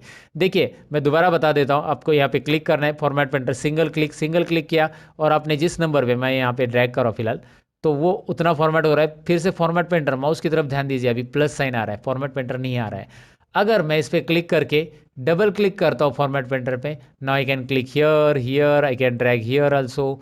तो एक साथ मल्टीपल सेल्स को फॉर्मेट करने के लिए आप फॉर्मेट पेंटर पे डबल क्लिक कीजिएगा। है ना इंटरेस्टिंग। फिलहाल मैं अंडू कर देता हूँ। अंडू पता है ना, Ctrl+Z अंडू, अंडू, और रीडू करने के लिए Ctrl+Y, undo and redo. Undo and Pandu नहीं होता है दोस्तों, अंडू एंड रीडू होता है, याद रखिए। अंडू पांडू तो नाना पाटेकर जी बोलते हैं, अंडू पांडू समझा क्या। ओके मैं जस्ट जोक कर रहा हूँ। फिलहाल तो आपको मैं बताऊँ कि ये फॉर्मेट पेंटर तो आपको समझ में आया होगा। बोल्ड, इटैलिक, अंडरलाइन मुझे बताने की जरूरत नहीं। ऑल बॉर्डर्स के बारे में मैंने बताया आपको कैसे करते हैं, यहाँ पे कलर्स वगैरह कैसे फिल करना है वो भी हमने देख लिया। बहुत सारी बार आपको ऑल बॉर्डर्स नहीं देने की ज़रूरत पड़ सकती है। सपोज आपने ऑल बॉर्डर्स को नो बॉर्डर करना है तो यहाँ पे जाओ और यहाँ पे ऑल बॉर्डर्स की ज़रूरत नहीं है आपको, नो बॉर्डर, बस इसको आउटसाइड बॉर्डर देना है। अभी देखिए इसका आउटसाइड बॉर्डर भी चला गया है। तो इसके आउटसाइड बॉर्डर कैसे देते हैं हम, यहाँ पे देखिए आउटसाइड बॉर्डर्स भी ऑप्शंस है, थिक बॉक्स बॉर्डर भी है, थिक आउटसाइड बॉर्डर्स भी है। जो देना है यहाँ से आप दे सकते हैं दोस्तों, है ना इंटरेस्टिंग। सो यहाँ पे बॉर्डर आपको देना है कैसे है वो एक बार ट्राई कीजिए। इस बॉर्डर में बहुत सारे कलर फिल चाहिए तो यहाँ से आप उसको शेडिंग कलर दे सकते हैं, डिफरेंट फॉन्ट कलर है। यहाँ पे टेक्स्ट की साइज़ वगैरह बढ़ाना, यहाँ पे इसे सेंटर करना है। जैसे मैं इसकी हाइट बढ़ा रहा हूँ, ज़रा ध्यान से देखिए, रो की हाइट ऐसे आप बढ़ा सकते हैं।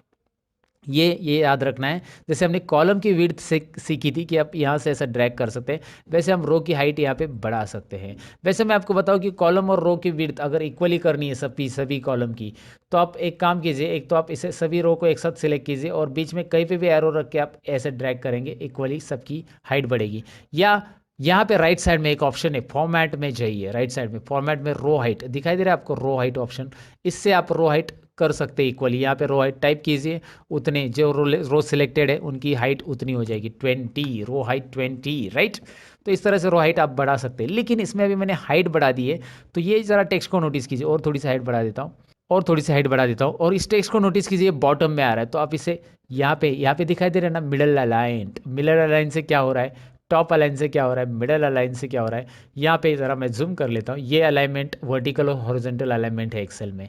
ये सेंटर चाहिए तो सेंटर यहाँ पे ऐसा रख सकते हैं, टोटली सेंटर हॉरिजॉन्टल सेंटर आ जाएगा। देखो डेटा कैसा आ रहा है, you know that, left side में आएगा, सेंटर में आएगा, राइट में आएगा। अगर आप लेफ्ट अलाइनमेंट ही रख के टेक्स्ट को थोड़ा सा आगे लेना चाहते हैं, तो आप जैसे इस कॉलम के अंदर टेक्स्ट लिखा गया है, मैं इस कॉलम को सिलेक्ट करूँगा and what I will do, इसको मैं थोड़ा सा यहाँ पे देखिए इंडेंट ऑप्शंस यूज़ करूँगा। इंडेंट से क्या होता है मैं आपको बताता हूँ, देखिए इंडेंट से इस तरह से टेक्स्ट आप आगे ले सकते हैं, पीछे करना है पीछे, इंडेंट इंडेंट और बढ़ाओ कम करो, तो लेफ्ट इंडेंट से इस तरह से टेक्स्ट को आगे लेके रख सकते हैं आप। इसके अलावा जैसे आपने बहुत सारे कैलेंडर वगैरह में देखा होगा, संडे वगैरह ऐसा क्रॉस में लिखा रहता है, तो यहाँ पे ऑप्शन है, देखिए इसे आप टेक्स्ट को रोटेट कर सकते हैं, vertical text, angle clockwise, angle counter clockwise, ज़रा करके तो देखिए, यहाँ पे देखिए कैसा टेक्स्ट आएगा, राइट। आपने देखा होगा ना, यहाँ पे देखिए अभी जैसे वो कैलेंडर में रहता है ना, संडे मंडे ऐसा क्रॉस में लिखा रहेगा, आपने देखा होगा शायद। तो ये ज़रूरी है तो कीजिए, नहीं तो इसके ऊपर दोबारा क्लिक करके वो रिमूव हो जाएगा वहाँ पे। इसको बोलते हैं टेक्स्ट का ओरिएंटेशन। टेक्स्ट ओरिएंटेशन कैसे देना है, टेक्स्ट का अलाइनमेंट कैसे देना है, टेक्स्ट को इंडेंट कैसे देना है, ये हमने यहाँ पे देखा। साथ में मर्ज एंड सेंटर तो हमने पहले ही सीखा था, इस टाइटल को मर्ज एंड सेंटर कैसे करते हैं। लेकिन इसके अलावा हमें यहाँ पे सीखना है, हमें यहाँ पे जानना है रैप टेक्स्ट के बारे में। होता क्या है wrap text, I let you know कैसे है, दिखाता हूँ मैं आपको। सबसे पहले सपोज यहाँ पे एक एग्जांपल लो कि नेम ऑफ स्टूडेंट का जो रो हाइट है ना, वो मैंने थोड़ा सा यहाँ पे ऐसा कम करके रख दिया अभी। Okay, so name of student में मैंने यहाँ पे एक चीज़ बढ़ा दी, जैसे मैंने नेम ऑफ टैली स्टूडेंट और एक्सेल स्टूडेंट ऐसा बढ़ा दिया। अब ये आगे जा रहा है, लेकिन मैं इसकी कॉलम की विड्थ नहीं बढ़ाना चाहता हूँ, जो कि हम यहाँ से डबल क्लिक करके बढ़ा सकते हैं, आपको पता है। मैं चाहता हूँ इसे रैप टेक्स्ट करना। रैप टेक्स्ट से क्या होता है देखिए, वाह इंटरेस्टिंग है ना, wrap text wrap text wrap text wrap text. मैं क्लिक करूँगा रैप टेक्स्ट पे तो ऐसे आ जाता है। रैप टेक्स्ट निकाल देंगे तो ऐसा आता है। अगर आप चाहते कि यार लिखते समय ये नीचे आ जाए, तो लिखते समय भी आएगा। जैसे आप यहाँ पे लिख रहे हो, डबल क्लिक करो, फिलहाल मैं इसके ऊपर मैंने डबल क्लिक किया, अल्ट और एंटर बटन प्रेस करूंगा मैं, अल्ट और एंटर दोस्तों, अल्ट और एंटर करेंगे तो ऐसा नीचे आ सकता है। अल्ट और एंटर लिखते समय ही आ सकता है, अल्ट और एंटर ये रैप टेक्स्ट की तरह ही काम करता है, और रैप टेक्स्ट यहाँ पे आप कर सकते हैं डायरेक्टली वैसे भी। सो रैप टेक्स्ट ये डेटा एंट्री के लिए याद रखो, कॉलम की साइज जब आपके एडजस्ट नहीं हो रही है तो आप इस तरह से कर सकते हैं, राइट। सो रैप टेक्स्ट के बारे में मैंने आपको बताया, मर्ज and centre you know that already. अब अच्छा एक बात और, यहाँ पे अगर मैं डेटा के अंदर, वैसे डेटा के अंदर बहुत सारी चीज़ें, लेकिन मैं यहाँ पे नीचे लिखते जाऊँगा डेटा, तो ऊपर हेडिंग तो चला गया मेरा, तो मुझे ये नहीं पता चलेगा कि यार ये सब्जेक्ट 1 है, 2 है या 3 है। बार बार मुझे ऊपर जाके देखना पड़ेगा ना सब्जेक्ट, अगर मैं नीचे लिखते जा रहा हूँ तो ऐसे समय में मैं चाहता हूँ कि ये ऊपर के 2 रो जो है, ये एक और ये 2 रो, ये ऊपर फिक्स रहे और परमानेंट रहे, फ्रीज रहे, उसको फ्रीज बोला जाता है एक्सेल में। तो उसके लिए हमें करना क्या है, तो यहाँ पे कर्सर रखना है 3 नंबर रो पे। कर्सर कहाँ पे रखा है मैंने, देखिए मुझे जो रो लॉक करना है उसके नीचे के रो पे कर्सर रखना है, मुझे ऊपर के रो फिक्स करने हैं। उसके लिए एक व्यू में ऑप्शन दिया है, ज़रा इसे ध्यान से देखिए। व्यू के अंदर यहाँ पे एक फ्रीज पेन्स ऑप्शन है, फ्रीज पेन्स। फ्रीज करेंगे हम, किसको फ्रीज करेंगे, उसने पूछा है कि टॉप रो एक ही करना है या फर्स्ट कॉलम करना है, लेकिन मुझे फ्रीज पेन्स ही करना है क्लिक डायरेक्टली, क्योंकि मैंने ऑलरेडी लोकेशन दे दिया कि 3 नंबर रो पे मैंने कर्सर रखा है। तो फ्रीज पेन्स मैंने ऑन किया तो यूल नोटिस यहाँ पे एक लाइन आएगी, वो अभी मैंने बॉर्डर दिया इसलिए यहाँ पे समझ में नहीं आ रहा है, लेकिन आपको एक लाइन नज़र आएगी एक्स्ट्रा, या फिर आप डाउन एरो प्रेस करते जाओ, you will find out the changes क्या हो रहे दिखाई दे रहा है आपको। मैं नीचे स्क्रॉल करते जा रहा हूँ और अलग अलग रो में मैं स्क्रॉल कर रहा हूँ, तो भी टाइटल हेडिंग वही की वही रह रही है, क्योंकि मैंने उसे फ्रीज किया। और नहीं चाहिए तो आप इसे अनफ्रीज भी कर सकते हैं। वैसे आप कॉलम के लिए भी कर सकते हैं, राइट साइड में अगर आप जा रहे हो ऐसे, तो आप उतने कॉलम, अभी मुझे 1 नंबर कॉलम यहाँ पे दिखना चाहिए, मैं 1 नंबर का डेटा टाइप कर रही हूँ या 2 नंबर का, तो मैं इधर बी कॉलम में कर्सर रख दूंगा और यहाँ पे फ्रीज पेंस में जाकर फ्रीज पेंस ऑन करूँगा। अब इससे होगा क्या, मैं ऐसे राइट में जाऊँगा तो भी 1 नंबर कॉलम दिख रहा है ना आपको, वो सीरियल नंबर का वो वहाँ पे ही रहेगा, राइट। और बॉटम में आऊँगा तो भी ये आपको दिखाई देगा, क्योंकि मैंने फ्रिज फेंस B2 या B3 सेल से समथिंग किया है, तो वो पूरा का पूरा यहाँ पे फ्रीज हो चुका है। और मुझे निकालने के लिए अनफ्रीज यहाँ पे करना होगा। अनफ्रीज ऑप्शन फ्रीज की जगह ही आ जाता है। सो ये एक डेटा एंट्री के लिए या डेटा टाइप करते समय याद रखना है, जब आपको डेटा टाइप करना है तो फ्रीज फेंस और अनफ्रीज फेंस ज़रूरी है। अगर आप एक्सेल में बेसिक चीज़ें नहीं जानते ऐसा कुछ, तो फिर मुश्किल हो जाएगा आपके लिए। अब यहाँ पे कुछ चीज़ें और है जो कि है नंबर फॉर्मेट में, होम टैब के अंदर से यहाँ पे आपको दिखाई दे रहा है नंबर फॉर्मेट में। जब कभी भी आप डेट लिखते हो एक्सेल के अंदर, ये सारे लोगों से गलती हो जाती है, सारे लोगों से ये प्रॉब्लम होता है। और यहाँ पे डेट लिखने के बाद में, अभी मैं इसके कॉलम की साइज़ बढ़ा देता हूँ, नहीं तो वो दिखाई नहीं देगा। बाद में मैं यहाँ पे कोई नंबर टाइप करता हूँ 35, तो वो ऐसा आ रहा है, अरे नंबर ही नहीं ले रहा है, तो यहाँ पे वो डेट फॉर्मेट में कन्वर्ट हो चुका है। तो आपके लिए तरीका ये है कि आप यहाँ पे क्लिक करो और उसे नंबर फॉर्मेट में कन्वर्ट करो। नंबर फॉर्मेट में क्या करना है आपको, कन्वर्ट। तो ये नंबर में दिखाई देगा ना, और आप चाहते हो उसे जनरल फॉर्मेट में रखो जिसमें डेसिमल प्लेसेस ना आए, तो जनरल फॉर्मेट में रखो। जनरली हम जनरल फॉर्मेट में रखते हैं जब कोई नंबर ऑटोमेटिक टाइप करते तो। और डेसिमल के साथ नंबर, करेंसी, यहाँ पे बहुत सारे डेट फॉर्मेट वगैरह आपको दिखाई दे रहे हैं। अच्छा, अगर आपने डेट लिखी और वहाँ पे नंबर आ रहा है, तो वहाँ पे आपको करना क्या है, यहाँ पे जैसे मैं आपको दिखाता हूँ, यहाँ पे मैंने लिखा 20/2/2019, ऐसा कुछ भी लिख दिया, राइट।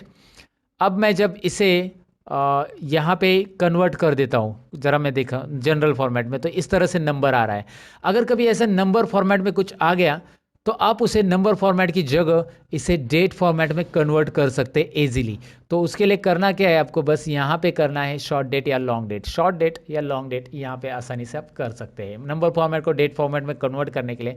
वैसे मैं आपको शॉर्टकट की बताऊँ तो कंट्रोल शिफ्ट यहाँ पे हैश, ये आप डेट फॉर्मेट में कन्वर्ट कर सकते हैं। कंट्रोल शिफ्ट 1 नंबर फॉर्मेट में हो जाता है, कंट्रोल शिफ्ट 2 टाइम फॉर्मेट में हो जाएगा, कंट्रोल शिफ्ट टिल्ड यहाँ पे जनरल फॉर्मेट में होगा, कंट्रोल शिफ्ट टिल्ड 1 2 3, ये याद रखिए 1 2 3 कंट्रोल शिफ्ट के साथ, ये अलग अलग फॉर्मेट में आपको कन्वर्ट करने के लिए देता है, राइट। कंडीशनल फॉर्मेटिंग वैसे हमने सीख लिया है कैसे करना है, मैंने बताया है। और फॉर्मेट एज कैसे है, ये टेबल होता है, ये भी मैंने आपको दिखाया। यहाँ से आपको अलग अलग स्टाइल्स मिल जाती है जो कि आप अप्लाई कर सकते हैं, ये भी मैंने बताया था। इंसर्ट में यहाँ पे इंसर्ट शीट रोज भी आता है, जैसे आप यहाँ पे रो इंसर्ट करना चाहते हो तो मैंने वैसे भी आपको बताया है। रो कंट्रोल प्लस से इंसर्ट होता है, कंट्रोल माइनस से डिलीट होता है। यहाँ से भी इंसर्ट और डिलीट ऑप्शन है आपके लिए। और फॉर्मेट में यहाँ पे रो और कॉलम की साइज एडजस्ट करने के लिए है ही। कैसे करना है मैंने सारी चीज़ें यहाँ पे बता दी है आपको।